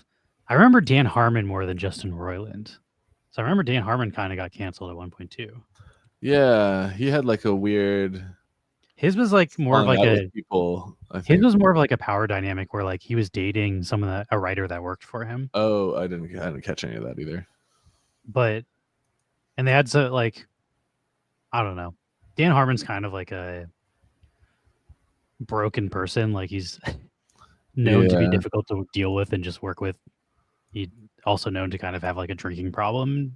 Was an alcoholic, and I mean he got kicked off of a show he created because he was so difficult to work with. But Yeah, that's true. I don't know that he was like it's just a weird power dynamic, and then their relationship was not good. Yeah, that's kind of what I heard. Whereas I think fucking Justin Roiland stuff was a lot less like. I do kind of like the most thing I saw of it was like the title cards at the end of Community, where like in the early seasons it's like a clay kind of like what's that called, like a diorama of like him and his girlfriend and like their dog sitting on a sofa, and they're like, did you get any of that? And then in the later seasons it's like him alone in his bed with like it's like a mess and he's like in the dark, which I thought was I don't know, funny is the right word, but that was like a fun nod, I guess. I to mean, his- a lot of Rick is Dan. yeah, I And think Rick has like deep depression and drug issue. Like Rick is a very flawed character, and I think a lot of that is based on Dan Harmon. like MTV Deathmatch. Yeah, it was clay, but it wasn't claymation, Kenya. It was just a photograph of a diorama. It's that like one the episode card of at the end. Rick and Morty where he's like gonna put his head into that suicide thing and then like passes out. Like Yeah, at, like, he's the pretty very fucking end. dark. He does. That show gets dark. There's some like We have a new form up too. If anyone wants to enter, this will be our last giveaway. Probably wrap up the stream in not too long. There's 3 blends left as well. If you'd like to, chase. and then we'll reopen it at 5 a.m. tomorrow. But if you want it before then, there's 3 left. And I believe there's still multiple shines left. Let's see. This is just called Neon Space 4 years. Yeah.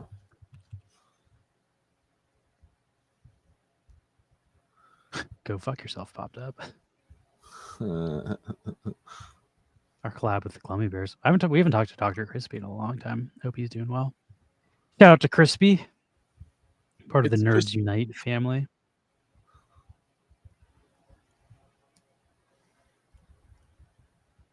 Let's see how many are left. Still 3 out of 5 left. So, assuming it does not get pulled in the next 3, there's going to be better RNG on the second half. But Max got one and KY I got one. Let's go. Like Feels how right. KY has his custom marble trophy with his name on it. Yeah, This is- that's good. That's also something I want to do for the NFTs. The what's it called?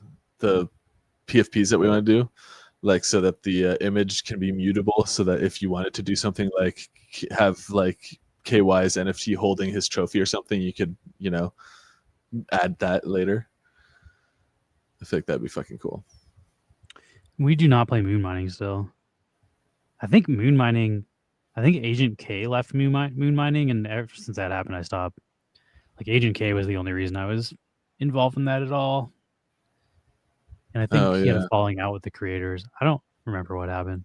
There's very few Wax projects that haven't just like given up or shifted all of the responsibility to someone who's not capable of, like Green Rabbit gave their game to the community, and Graffiti Kings is now run by it's just like a wasteland of abandoned projects, and then people who spent too much on those projects who don't want to give up on them. Yeah. So like, I'll take this over, so like I don't have to accept that my bag is now worthless, I guess. So yeah, it's rough.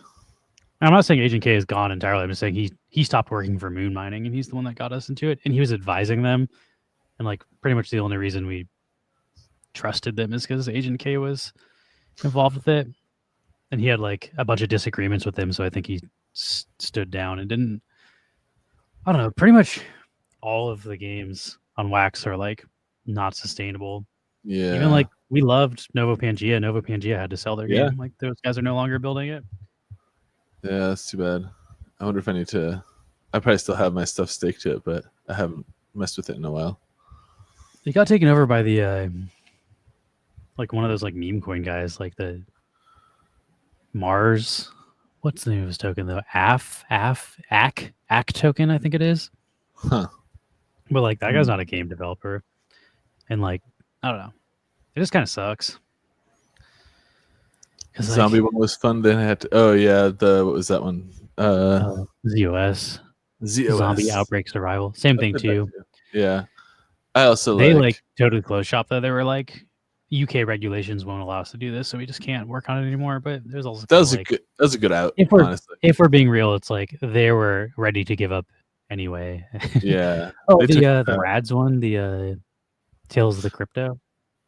Oh yeah. That also. I don't know if they had the close. Honestly, I did not follow them close enough to know. Max has a clap card in that one though. There is a Max the something. Max the Reborn, which might now be useless if the game doesn't exist anymore. But I just kept it in my wallet. I just wanted it as a collectible. It's just kind of annoying that like everybody that actually did have good intentions and tried to build something still failed on Wax. Like, and then probably the only people that were successful were the people with bad intentions that just left. Like the only people who did well on Wax were the people who took the money and ran. The people that actually tried to stay and build stuff, like, all ended up like just hemorrhaging money and losing it. And then the projects that did like from the beginning raise money and like have a big market share, like stuff like Alien Worlds, hasn't built shit. Like, they made so much money. They had so much like credibility on this chain. If they had put out anything, it would have been like, I mean, it would have been interacted with at the very least. Yeah. Our Planet also, like, they did release something real, but they burned, like, so many people were mad at Our Planet by the time they released the game that nobody really cared to play it besides the people that just held on to their shit and was like, what do I do with this fucking huge stack of now worthless NFTs that I paid hundreds of dollars for when they were printing money? Yeah, the meta would have been just to dump everything on the way up, like just mine those coins and sell them every day into something like Bitcoin or ETH. It's hard to say, though, that, like, I don't know that Alien Worlds would have been successful if they released a real game, because, like, where's an example of someone that released a good game that is like every example of a real game on Wax failed miserably, so I don't know that it would have helped. I think the only thing that made Alien Worlds relevant in the first place is that it was so simple you could bot it, and that's why there's value to that stuff, is because botters are investing in it, and like that actually helps you if you're buying it. Same with Farmers World, like pretty much bot farms were what gave those things value, and if you were playing legitimately, like you were getting pumped up by all the bot farms buying items and jacking up the prices. And as long as you sell before the bot farms do, then you do okay. Yeah. There is Kino saying this. I feel like this is something I want to see on Wax. Have you seen, what is it called? Like Courtyard.io, where you can, it's basically exactly what you're saying, where it's like you're trading NFTs that are backed by real world collectible assets that are held, like that are graded and held in their vault. So like you can buy like a, I don't know, like a Charizard, like grade 9 Charizard or something as an NFT, and then you can go through their website and redeem the NFT for the actual physical Charizard, which they'll send it to you. And I think they have like baseball cards, Pokemon cards, like a bunch of different, like I think some Magic cards. Hold on, let me see what card types they have here. 39 categories. They have baseball, Pokemon, football, basketball, soccer, hockey, Marvel, Disney, One Piece, Yu-Gi-Oh. Like, I don't know, it's a bunch of stuff. But that would be a fun thing to trade on Wax. I feel like if they added stuff like that, like, you know, Wax is an easy marketplace to kind of like Wax trade is so stuff. far ahead, and they also like at the time had like VIRL and all that shit trademarked. Like, had they actually done something with it, just now everybody else is caught up. So like, what was happening on Wax that was unique and not happening anywhere else, I feel like isn't the case anymore. Yeah. It would Although be I nice still to think see some of Wax that works stuff. very well. Like the Funko VRL shit works perfect. Like, Yeah.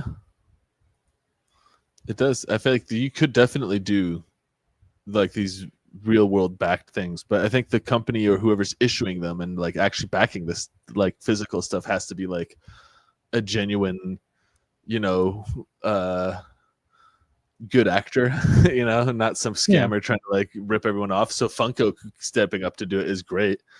But, you know, I'm unfamiliar with Courtyard.io other than the fact that they have, you know, a very popular NFT collection that's backed by real world assets. I just don't know more about them than that, but I would like to see shit like that. I would love to see real just popped world in my head that I forgot about Olive Land. Like, fucking yeah. dude died from that. That's so crazy. That's Yeah. got to be that might be the most shocking rug pull in Wax as far as Yeah. like the rug pull due to death. But the shitty thing is that like Sammy had just been talking to him. They revamped the whole project. They were like, okay, the game doesn't work. Sorry, we never figured that out, but we do have an olive farm and like we have olives. We're getting like our first harvest. There's real shit that you guys, because you paid for it, made it. Yeah. He's like, and like the old system doesn't work, but if you like this new system, you will get a profit share when we sell the olives. You need to like blend these trees into new ones that are profit share trees. So people went out of their way and went and like bought a bunch of shit off the market to then get a higher share. Or Yeah. like you need like 50 trees or something crazy. People are like, oh, I have 40, so I need to go get like Yeah. 10 trees. So when people would spend more money and then there is no profit share because the guy died. So like it's just like that's like Yeah. it'd be one thing if he died and there was no update on the project for like the multiple years, which was what it was. Like it was assumed to be a dead project basically. There's no updates. Like Sammy's like, yeah, sorry about that. And then it was like, oh, we fixed it. And then everybody got excited about it again. And then he died. That was like the not that it would have been cool if he died Yeah. either way, but like it made the state No. worse. Yeah, that's just crazy. Man, what a space. What a fucking space. And 4 years, we only lost one arm, basically. Not bad. Yeah. Yeah. I feel like The racing game? Which racing game? Probably dead Yes. though. I can list a couple. Josh, I don't know what happened to Josh. Josh, I thought was going to be our wax saver, the guy who's making that costume clash game, like develop a PlayStation shit. He just like disappeared overnight and then never came back. His Discord's like abandoned, so I don't know what happened there. Then there's Taco Racing. Taco also abandoned the racing project. So yeah. Taco also is not like a game developer. They just, I guess, more so than a lot of people. Let's be real. I They've think actually they're put out a decent amount of games. At just this like point. chasing their tail in a pyramid scheme. Like they keep needing to throw new stuff because like their old shit only works if there's new stuff. So it's like, I don't know.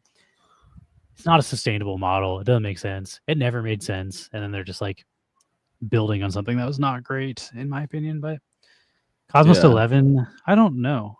I want to say they shut down, but their Discord pinged me so much that I had a hard time keeping up with it. I did go in there just to like, I can't remember if I left the server. I've also been leaving a lot of Wax servers just because like, oh, Nova Rally's still around. That's the one. Nova Rally is no longer blockchain though. It's like 100% not on the blockchain. And like all the NFT shit you have has nothing to do with Nova Rally. But Sammy is still building it. That is that much. commendable. I wonder if Wax will shut down. Yeah, I was gonna say Waxel World. Just going through my list. Nova Pangea done.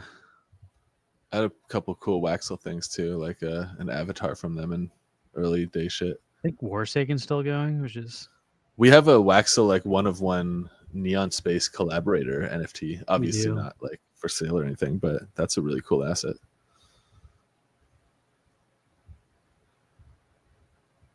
Yeah. Sad that the people that actually did build shit on Wax all Yeah. were not really rewarded for it. Yeah, it's hard. It's hard to like build something sustainable and not just like rip people. I guess it's not true. It's hard to build something sustainable and it's easy to rip people off. So Yeah. it's no surprise that like I also think a lot of the like quote unquote scammers and bad actors on Wax didn't start out that way. I think they started out with good Yeah. intentions and then realized like, oh, this is going to fail no matter what. So I'm going to take the money and run before everybody else realizes what I realized because I have a view of what's like. That's definitely what happened with Ishiki, in my opinion, with Wax Arena. Like Wax Arena is working, and then they hit a point where it wasn't working, and he realized the amount of work it would take to fix it was like basically you'd have to work for free, like everybody else ended up doing for years because you have to accept your own token as payment and then can't sell it without taking your game. And he built that economy. He's like, oh shit, like I can't. This doesn't work. I'm just gonna do a bunch of sales and then fuck off. Yeah. And I mean, he made good money. Supposedly, depending on people said he had a sports betting problem and lost it all sports betting. So yeah, but you had to make it to lose it. So I guess he didn't end with the money. That's true. Yeah. If it makes it doesn't make anybody who lost money will lose any less money, but I guess it's a little solace knowing that he's still fucked up too, and he's not just like living a great life off of our money. I will say 4 years into this, I can be very proud of how little money our collection has lost to like people who participated with it. Maybe like some of the shit that we were getting into and hyped about and like hyped other people about lost people money, but like our fucking collection hasn't rug pulled or tanked in a way that like I feel like mostly you could have gotten out what you put in if you wanted to at most points in history. You see Overnight's doing NFTs? Who? Oh yeah, they are. They're doing like it's like a soulbound thing though. It's just kind of like badges of like having done certain things. I usually don't use those tools though. Yeah, I'm like, it's like if you use like their zap ins and stuff like that. Which I think I left the Cosmos 11 server. I don't see it. I think I thought I saw an announcement saying it shut down, but I just didn't want to speak without being sure. But I don't see it in my list. And generally, if I left a server, it's because it's dead. But no, I'm still in it. Let's see. The last announcement was important announcement. After 3 years of hard work and dedication, we're very sorry to inform you that Cosmos 11 will be closed soon. And that was December of last year. Damn. I gotta grab a drink real quick. So yeah, to answer your question, pretty much every game on Wax has failed.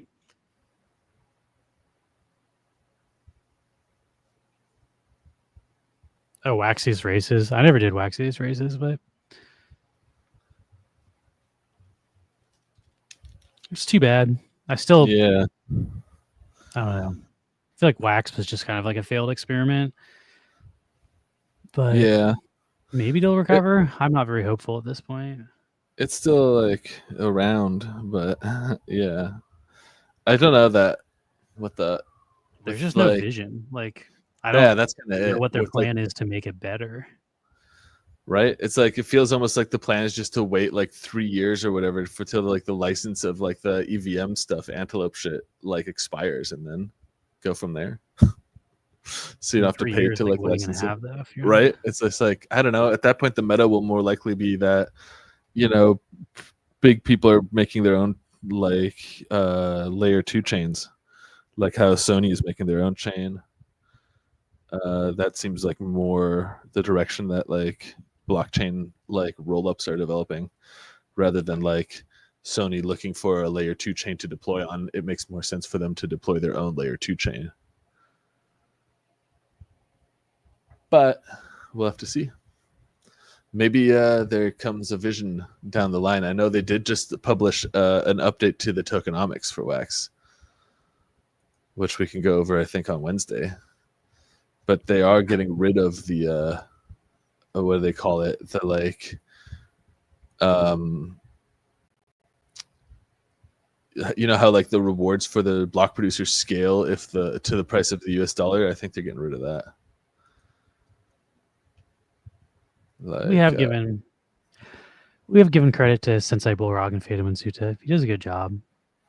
It's just like, for me, it's too little, too late, and also, for being totally honest, like that game hasn't been around long enough to like if they are around as long as Nova Pangea and still working on it, then maybe we can talk. But like, let's talk 3 or 4 years into his project and he's making no money, and if he wants to still keep doing it, yeah, that's true. where everybody hits the wall and quits. Which he's kind of a newer creator on Wax, and he's still doing a great job. But like, yeah, that's true. He kind of started creating stuff on Wax after Wax was already dying, so like, different thing. But he is doing a good job. Also, everybody who even tried on Wax, like I have respect for anybody who tried to make anybody who didn't scam people and put in their own hard work and didn't make any money, like, which is almost all of us that started Wax projects. So like, yeah, I'm not saying I blame people for quitting either. Like, at a certain point, if you're not enjoying what you're doing, you're not making any money, like, why continue doing it? Right. Yeah, it's a tough environment to like get into as well, especially because like a lot of the audience and a lot of the people here are, you know, people who have been burned and are jaded as shit, you know, and like can be pretty. Wax really does not have a community like it used to. Like, that's true. Wax's community pretty much dissolves too. I feel like it didn't have to do with the price. Like the community didn't really care about the Wax price. It just had to do more with like the fact that like projects were being more or less abandoned. I think the Wax team really, like, between Blockchain Brawlers and Music Mogul, like, you can't have the team operating the fucking chain, raise that much money, and just completely shit the bed. Like, yeah, it's like, how do you have any faith in the team after?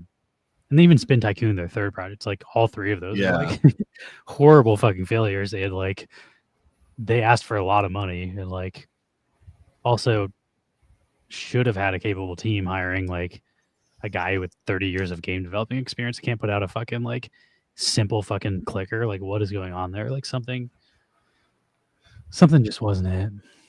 Yeah. I put all my NFTs in a bulk sale for 1,000 Wax and it sold. Oh, I don't know. That's good. Wax is definitely, it was fun. It was a learning experience. And yeah, we don't have any intention on moving unless Wax is like actually going to fucking die. If Wax is actually going to die, I would consider bridging our collection elsewhere. But yeah, bridges are just like, it's so much extra like tech. I really like bridges. The more I've been using crypto, it's like I would rather be holding onto the asset and not hoping a smart contract cannot be exploited holding my asset for me. And then fucking ever just put all my faith into these smart contracts. Because if anything does happen, then you have two of everything and all the mints, and it's just like, it's a nightmare. Like, it's not the way blockchain should work, in my opinion, but there's not really a good solution otherwise.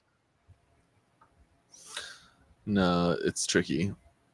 I almost think, I mean, it'd probably not work, but it'd almost be better if we did migrate our collection, just to be like, burn it as you migrate it, or just be like it's a by the way, nothing on Wax is considered real anymore. Like, we as the creators and the people who have our digital signatures on this do not accept those as real anymore. If you want to get the real signature, come pick it up on whatever chain we're on. But I don't know. Maybe Wax will recover. Maybe the sky is not falling like it seems it is, but could be. I do know it's been a long time since I've been excited about anything on Wax. Yeah, it's starting to be like at least half of the 4 years. Like the last 2 years have been depressing. Wombat took over Atomica. I also saw somebody just posted in the Wax unofficial that they're like Atomica shutting down, but I don't know. It's just random. The person who said that is somebody who never posts on this channel. I don't know how they would know that when all the insiders in Wax would not know it. I don't know. That would definitely be a huge blow for Wax, but yeah, I don't know what's going on with Wax as a whole. That would be big. Yeah, if Atomic Hub shut down, that would be pretty big. It'd be really good for Death Rattle. NFT Hive. That's true. All But the also, actually, it might be bad for them because I don't know if their servers can handle the traffic. yeah, I don't know. And I I was don't know gonna if the say money they make. I don't know if the money you make from the traffic pays for the traffic. That's the real question. Is like, yeah, does the amount of and people clicking shit on this website give me enough money through the market fees to pay for the yeah. Kino, connecting? you're right. Because that was It part of, was the Dungeon Master people who bought yeah. and took over Spielworks is Spielworks. Wombat, so Yeah, Spielworks now owns Atomic Hub. I don't know what the pink guys are doing. The pink guys are honestly like, you should invest in whatever the next thing they do is. Like, if we talk about who built valuable things on Wax, again, they sucked at running a company. They basically yeah, bankrupted themselves. But like the shit they built on Wax, like the only reason Wax is so much cooler, like the atomic standard and being able to list something on Nefty and having it go to Atomic Hub and like that shit is like unique to Wax and like really what makes Wax better. And besides like the gas fees and stuff, like it's really what made Wax very unique when it comes to NFTs.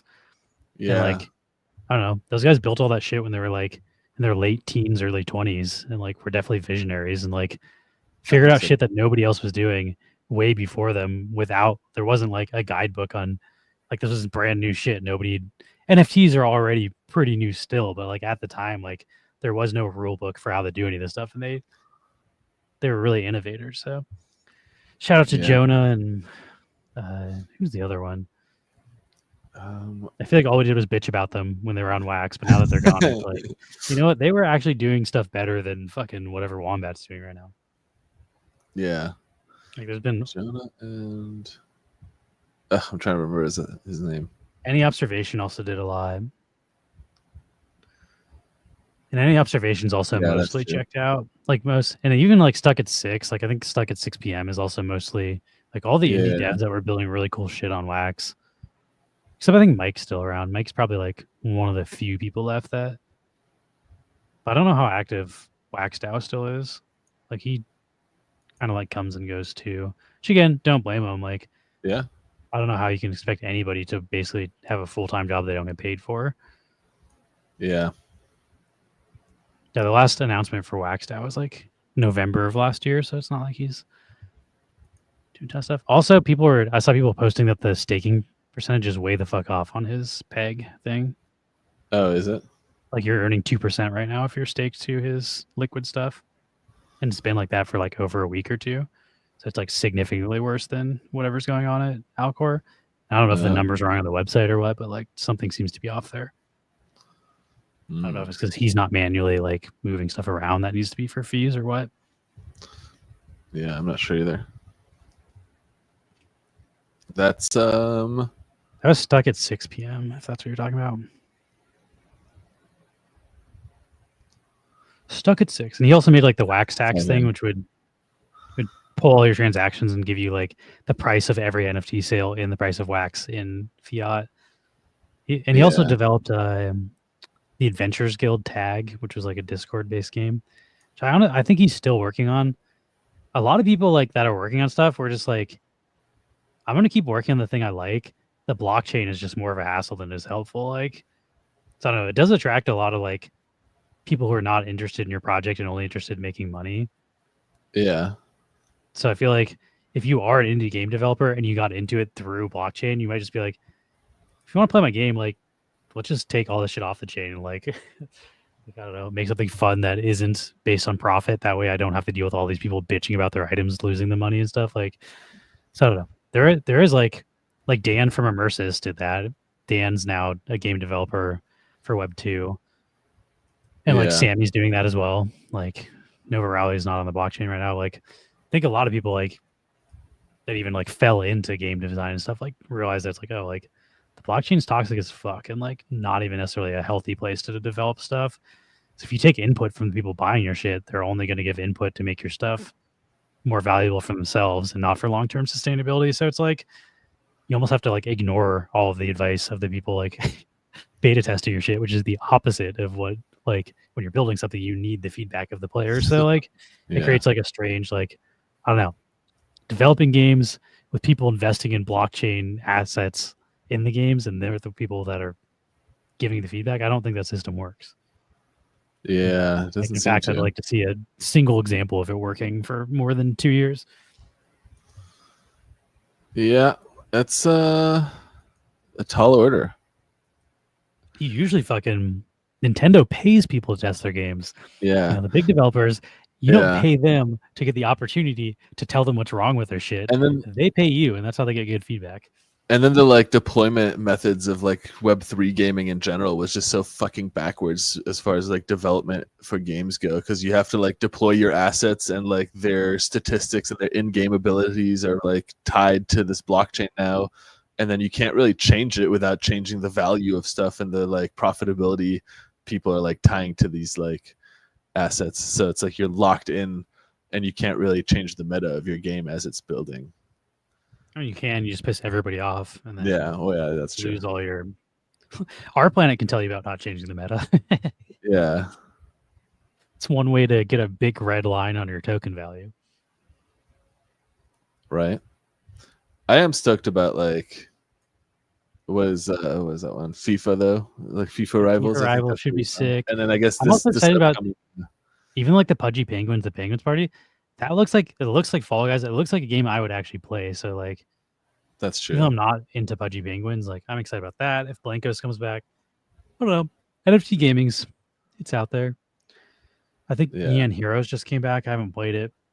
It's the newest update, but like, yeah, I don't know. As negative as I am most of the time about NFT gaming and Wax on stream, like I still actually think it's in a better place than it's ever been. It's just mostly disappointing that better place is not where we set up camp as a community and Yeah. creator. Yeah. NFT gaming doing all right, not on Wax. Yeah, it needs to get back. I think We'll Wax, see. We'll like see, if I were yeah. Wax, I wouldn't even try to do gaming on this chain. Like gaming is in zero cases what Wax did better than other chains. Like there's zero examples of a game working better on Wax than other chains. What it does work is MLB, Funko, Hot Wheels, like that Yeah. actually worked on Wax. So it's like That's true. I was the higher up would be like, hey, why don't we go do that thing that made us like more popular than our chain's ever been? If anything, people funnel all their shit into the Wax games from those collectibles and then lost it and then fucked off. Like if anything, the collectible or the games hurt the collectible communities, and if they just never existed, like I think Wax would be in a much better place. Yeah. Yeah, that's true.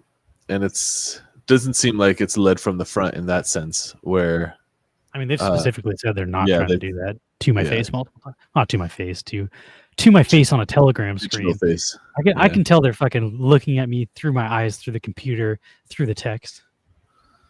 I agree with Well, that. Yeah, that's cool. the Zed Run should have been a fucking like. How is that not like a gambling like horse racing game? I fucking loved Zed Run. Yeah. That made me a fucking like Also, the visuals of $400 selling horses.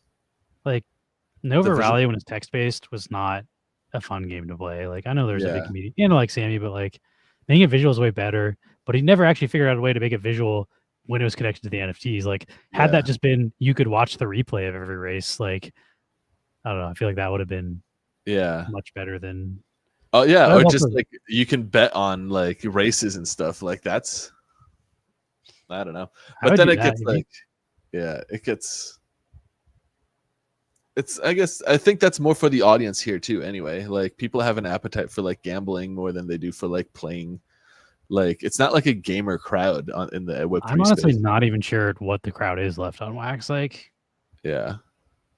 it's like I feel like it's largely like creators and people that just like found people they like and aren't leaving to hang out with the people more than like I don't know that there's any type of project that's really attracting people on Wax.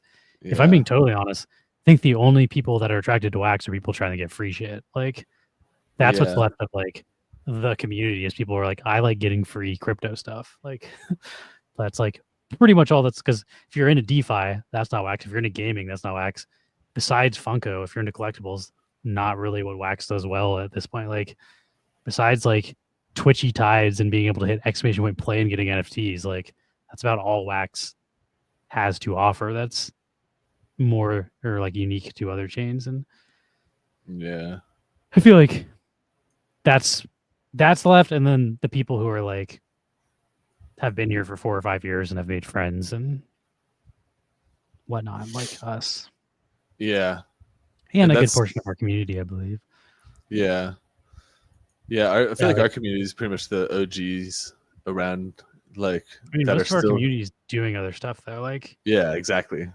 Like most people moved on. Like even though we're in wax communities, like Atomic Kings, for example, like they're talking about like Barachain and like they're still doing NFT stuff and still talking, but it's like not on wax anymore. And like that's how like I feel like most people on wax are because there's just not much to do. So like we're kind of like a weird like relic of what once was on wax that we're still friends, but now Yeah, we go check out stuff on other chains and I don't know. that's Let's see. Nice. that's Just where I'm buy at. That's what I was saying feel like I earlier got- about like I can now afford to buy like the GMX Blueberry. You know, that used to be like $3,000 and now it's like $20. Yeah, I put in a buy order for the Burberry Blanco skin. Blanco's is more dead than it's ever been. They sold that for like $1,000 when it came out. It was fucking nuts. And I was like, no one's gonna do it Yeah. for that. It's sold out like super fast. So like, yeah, I've been putting in buy orders and like I think I put in like 20 or $30, which is more than I would spend on any other Blanco skin. Was like somebody paid $1,000 for that. Like if I can get that shit for $30, I'll take it. Even if Blanco's dies, like I'll be happy that I have that. Yeah. All right, last call for this giveaway, and then I think we should wrap this stream. I want to watch Counter Strike, which is starting in like an hour. Oh shit. Yeah, I gotta take Marcia and then catch the Metro to If you want to do Sure. fantasy, I didn't make a league, but there is fantasy for Blast. not for Blast for.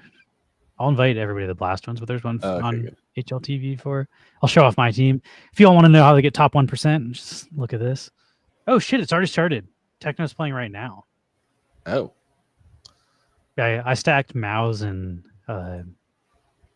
Vitality. Vitality's like lost. Like somebody did an infographic. Like the amount of rounds they've lost the last 3 months is like they're one of the most dominant teams of all time right now. They're kind of insane. So betting against Vitality is not smart. But if you look on the things, Vitality is in this bracket and Mouse is in this bracket. So I'm like, I'm going to stack a team that's not on the same side as Vitality because they're going to lose in the finals to them. And Mouse is playing Big. Big bombed out of the major. Big's not coming to Austin. So like 30 something teams make it to the major and they weren't even in the top 30. Good luck beating Mouse. Like they're going to get wrecked. And then they're playing against 3D Max and Gamer Legion. Gamer Legion also didn't make the major. I think 3D Max did, but like weak bracket. I think until they get to the final, Mouse should clear. And then FaZe has been struggling. And Mongols have also been struggling. Complexity's actually been doing really good. Those would be like, to me, the biggest. It'd be 3D Max, FaZe, and almost hate to say Complexity is more scary than the Mongols at the moment, but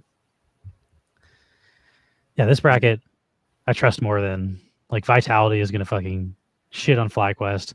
They should also shit on Liquid or Virtus Pro. And Falcons, I think, are actually the scariest. It's crazy that Falcons are now scarier than Navi. Navi's been struggling. Their best player right now is Wonderful. If Wonderful is your top rated player, that means Bit isn't fragging. That means EMA isn't fragging. So those are generally the stars. And even JL is known to be like higher rated than Wonderful. And then Falcons, I don't know if you can see this. Yeah. It's a little small. Monacy. Oh. He's on the Falcons now? Monacy is on first tournament playing with the Falcons. So that means they have Nico and Monacy, who pretty much single-handedly carried G2 to multiple tournament wins last year. So the rest of G2, like when G2 won Dallas last year, they had two of their lowest rated players in the entire tournament. Both Stewie 2K and Snacks were like 0.7 or something. It was like insanely low. And they still won because Nico and Monacy just so fucking hard carried. So like those two guys alone can win you a tournament. And now they also have Tessis, Kixin, and Magisk, who are not slouches by any means. So like Falcons, I think, are scarier than Navi as far as like the only reason I would say Navi is favored this tournament is because Monacy has been on the Falcons for about 5 days. So the chances of them practicing and learning like intricate strategies, but at the same time, Monacy's so good that I don't know that he needs to practice to instantly be better than Dexter. Let's see how many days he's been on for. 7 days. 1 week Mondesi's been on the team. They say they're going to drop Tessis, which pisses me off. Tessis does not deserve to get benched, but they're going after Keisuke, who's people think he's going to be the next Donk. He's on Spirit Academy, and he's just farming tier 2 and 3 right now, like insane numbers. He's basically doing what Donk was doing before he came up to tier 1, and they think that the Falcons are going to bench Tessis and then buy Keisuke, which I really like Tessis. He's a player I like, so that makes me sad, but that would be a pretty insane trio. Mondesi, Nico, and Keisuke. Like at that point, Falcons could be the best team in the world. They could maybe beat Vitality. But we'll see. So that's going down tonight. We'll get to see the first ever Mondesi and the Falcons match, which I'm excited about. Yeah, that's dope. The next Blast tournament for anybody doing. We also, to anybody watching, we do Neon Space Fantasy, Counter-Strike. You pick players and based on their performance, doing esports, professional Counter-Strike, competitive, you get points. And if you get the most points, you win. And if you win Woof from us. So if anybody's interested, it's free. You can just join and there's basically no risk. And if you happen to just pick the right players, you could win some Woof. So let me know if you would like to join. The next one that we'll be doing is Blast Rivals 2025 Season 1 in Copenhagen. We will not be in Copenhagen. We'll be in California, but yeah, it's April 30th. So the next Blast one's starting in 10 days. And this one's scary. Sky, Vitality, Spirit, Mouse, and FaZe, and Falcons. So I feel like these 5 teams are all just like super heavy hitters. And then these 3 teams should not win. So I would not pick from these teams. But it's hard, like, it's such a small bracket that it's like no matter who you pick, if you pick Vitality, you're going to have to play either Mouse, FaZe, or Falcons at some point. If you pick Spirit, you're probably, like, no matter what, you're going to have a really hard matchup because it's such a small bracket. It's not like you get 2 rounds of farming lower tier teams, and then the last round is going to be hard. It's like you get 1 round, and then the 2 best teams are playing each other in the upper final. Damn. So this one's going to be hard for fantasy, but it should be fun to watch because these are like, I also don't understand, like, I guess the rivals is there's 4 really high ranked teams and 4 lower ranked teams, and the lower ranked teams have to challenge the higher ranked teams, and that's why they're rivals. I was like, how the fuck is Wildcard in this tournament? Like, Wildcard is not on the same level as like Vitality, Spirit, Mouse. Either is Flycast or Pain, and Falcons was not. The Falcons has climbed considerably even since they got invited to this, and I think Falcons is like, I hate to say it because they're people in the Counter-Strike community don't like the Falcons because they're a Saudi Arabian team, and they have like, oil money investments, and people think it's like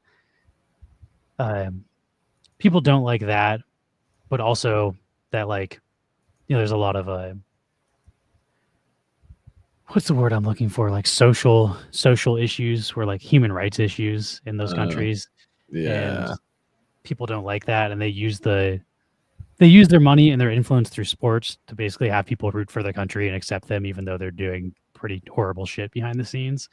And I'm not going to get too political on this. Also, I'm too uninformed to really know everything that's happening, but the Falcons are like the bad guys of Counter-Strike. People love to hate them, and they've been trying to buy a super team for like 3 years now and failing, and people have loved it. Like, they've bought they got 3. Mondesi now. So you got to root against Mondesi now. They bought multiple top 10 teams, though, where they bought 3 out of 5 players and then just fucking tanked. That happened twice now, where they bought Heroic, and then the year before they bought Ents, and now it's just like, fuck, they might actually be successful this time. So now it's like, and also, like, I don't want to root against Mondesi. I like Mondesi and Nico too. Like, I didn't want to like Nico, but Nico's he's a very likable player. Like, he got me when he punched a hole in a desk and his hand started bleeding. Like, he just did that shit in the middle of the tournament because he got pissed off because he lost a 1v5 clutch. He killed 4 of them and didn't get the 5th guy. He's like, God, he broke a fucking table. I was like, damn, this dude's fucking... He's just super intense. And it's like, anybody who cares that much about what they do, it's like, that intensity is fun. Yeah. But, yeah. So, like, I don't know. I also really like Tessis, and I really like Kixen. So, like, I like their entire fucking lineup now. Mages is okay too, but I don't want to root against Falcons, but also, like, it's been fun watching them lose and rooting against them. So if they just become the best team in the world and dominant now, it's like, damn it, the the bad guys are winning. So it'll also like now that they're better, it'll be kind of fun to root against them still. So now I have to Yeah. become a Vitality stan because we can't be having Falcons beating Vitality. Go Rops, go Zywoo. go. Yeah, Vitality all the way. Zywoo still got this, so He was born on the day that Counter-Strike came out. he's the Messiah. It's like I forget what day it is. It's sometime in the year 2000, but yeah, he's literally like the day that Counter-Strike was publicly released. Zywoo was born, and he's the chosen one. That's too Zywoo funny. also just surpassed Simple in Simple is known as the greatest Counter-Strike player of all time. He has the most MVPs and the most top rankings on HLTV, and Zywoo just passed him in both. He's now been a top 3 player more time, a top 10 player more time, and he's gotten MVPs in more LAN tournaments. Like, because it used to be people were like, oh, Zywoo's only passing because he's online. During COVID, everybody had to play online. You couldn't do in-person tournaments. And people don't consider that real Counter-Strike because latency is an issue. Unless you're on LAN, it's not a true trust if whose reflexes are faster. So people are like, they don't count the era of Zywoo, which is when Zywoo started. He started in like 2019. So the start of his career was dominating via LAN. So everybody's always been like, he's not as good as Simple. He's never proved on LAN. He chokes on stages. That's always kind of been the narrative for Zywoo. But now he's passed Simple in all of those categories too, like all stages, all in-person LAN games. So Zywoo's like pretty unequivocally the GOAT right now. And also he's not done. Like Simple is basically retired, and Zywoo's like in his young to mid 20s. Like he could easily, he's going after Device next because Device has been known as the GOAT for winning the most majors out of anybody. But individually, he was never the top player. Simple beat him every single year, even though Device was winning tournaments. Zywoo is a combination where Zywoo might have the individual stats and the team stats where he becomes the most winningest and also the most MVP individually. So it's been, I don't know, kind of exciting to see Zywoo like past that. Yeah. And I'm like, I'm now a big Zywoo fan. I was kind of like not as excited about him because he doesn't play like a m0NESY super flashy. Like when you watch m0NESY, you see him do those quick scopes. You do see those crazy clutches. Like when you watch Zywoo, it's not exciting. Zywoo, when you watch him, people just run into his crosshair and die. Like he's always aiming in the right spot. He's always holding the right angle. He just knows where he should be always. But it's not like, that's not exciting. It's not like, oh, like he was somewhere he shouldn't have been and got a 3 kill that he shouldn't have because he doesn't play super risky like m0NESY does. But like, I don't know. I'd almost argue it's better to have good technique and always be in the right place, even if it doesn't look as flashy. So like, I don't know. I don't have a big respect for Zywoo as someone who's like, I guess less flashy, but like still putting up insane numbers, and like the wins speak for themselves. He's like the winningest player of Counter-Strike, at least individually, but team-wise, this Vitality could end up pushing him past the Astralis era. People think we're in a Vitality era right now, and that's what we're waiting to see to be disproven. Can Spirit beat Vitality? Can the Falcons with m0NESY beat Vitality? Can anybody beat Vitality? So far for 2025, no. Like they've won fucking everything. Every tournament they've been in, they've won easily. No one's challenged Vitality. So that is. Let me see if I can show you this. They made an infographic. So they have the 4th most consecutive wins of all time. They have 16 wins in a row, Vitality. Damn. And their record since this new roster is 35 wins, 6 losses, I think. Damn. Yeah. That makes sense to put them on your team. Their ratings is Zywoo is a 1.43, Rops is 1.21, Flames is a 1.19. So the 3rd best player on their team is dropping almost a 1.2, which is like the best player on any other team. Like if you can consistently get a 1.2 rating, you're a star player. So like their 3rd best player is that their in-game leader is dropping a 1.07. Like in-game leaders usually have like a 0.9, 0.95, maybe even like a 0.8 down to a 0.7. So Apex is fragging like a fucking maniac too. And here's the records I was talking about. Zywoo has 23 MVPs. On LAN, 17, Simple 16. So they were tied on LAN before. And then big events, now Zywoo's up to 16, Simple's at 14. Vitality? Where is Vitality based? They're French. French. Frenchmen. Although they're Yes. international. The French on the team right now are Apex and Zywoo. Flamesy is Israeli. Rops is, I want to say Bulgarian. He's from somewhere in like one of those European countries that I'm not familiar. Mezzy is British. Let's see where Rops is from. Estonian. He's Estonian. I just remembered it. Estonia. Which there's not a lot of players Hi, from kitty. Estonia. Yeah, there he is. Robin Cool is his name as well. What a cool fucking name from Estonia. Cool spelled with a K. Yeah. Vitality is basically the team to beat now. That's the if anybody's wondering what's going on in Counter-Strike, that's been the narrative. All right. Last call. Let's do this giveaway. Call to stream. Look, Tito's here. Thanks for listening to me rant about Counter-Strike for 15 minutes. Been watching a lot. Had no one to talk to about it. Tito's here. Little T-boy. He's throwing some blue steel. Yeah, my little purr baby.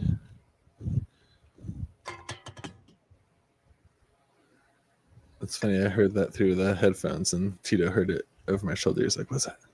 Knocking over some fucking cans over here. All right. I'm excited that there's a Counter-Strike tournament not in a crazy time zone for us too. And the Austin Major's coming up. That one will Yeah. actually, the funny thing is that will be worse for me in our time zone than the Australian one. This one's starting at night for us. When they're in America, they start at like 10 or 11 a.m. So Oh, ho, ho, look at this big kitty. starting at like 7 p.m. is nice for Counter-Strike. Yeah, that is nice. I think let's check if our blend closed, and you might want to reopen it before. Okay, yeah, let me do that right now. I saw a Rock Metal posted. I don't know if she's watching the stream, but she pulled a shine. Nice.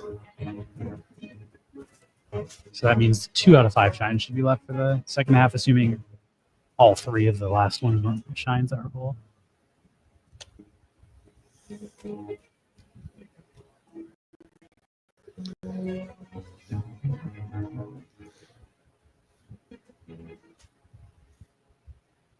Winterfell, congrats. 2.1 million Wolf. Let's see how this is doing.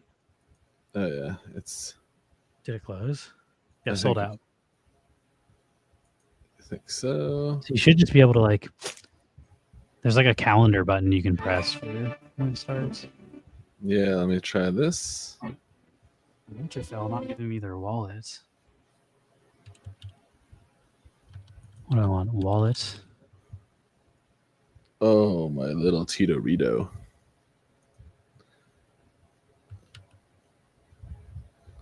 He's such a little sweetheart.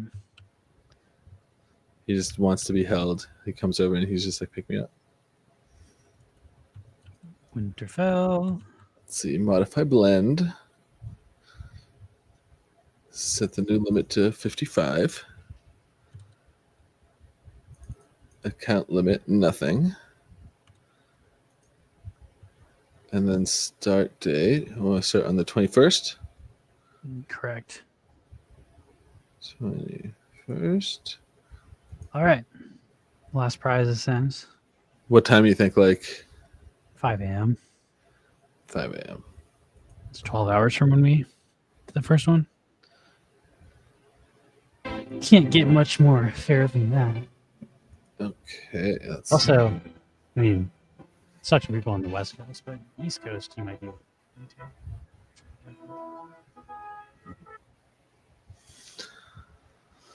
Let's see.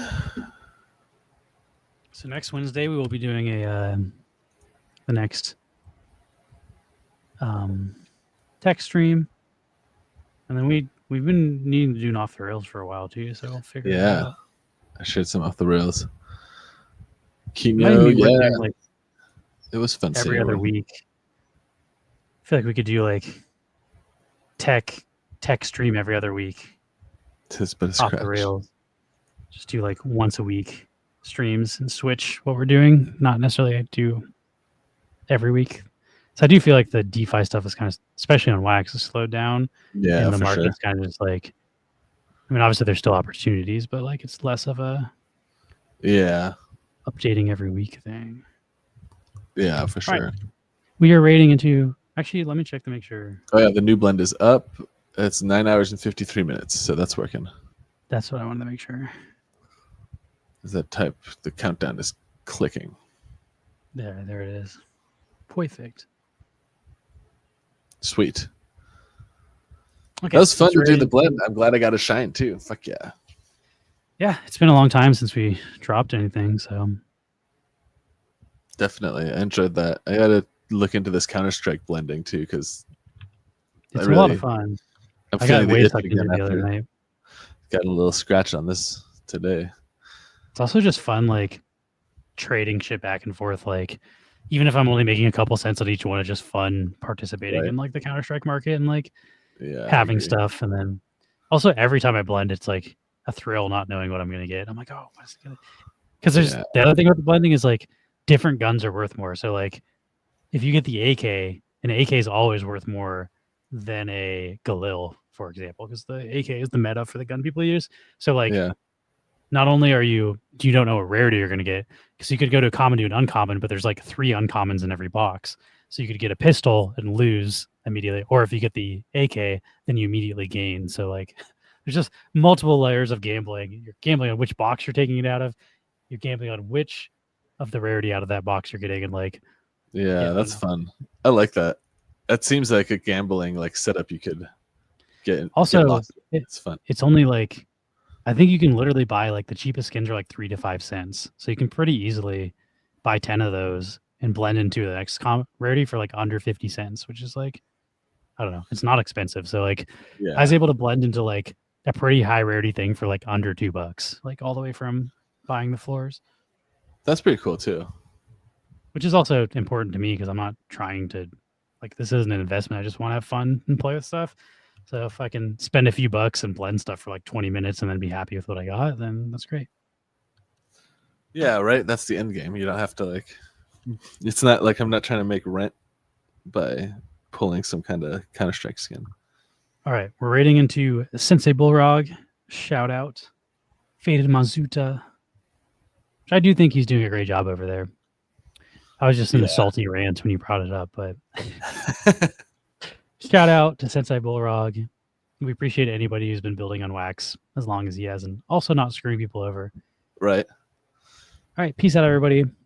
Have a fabulous Happy end of your anniversary. weekend, and have a Happy good week. Easter. Happy 420. Yeah. I'll see you on Wednesday. Later. Later.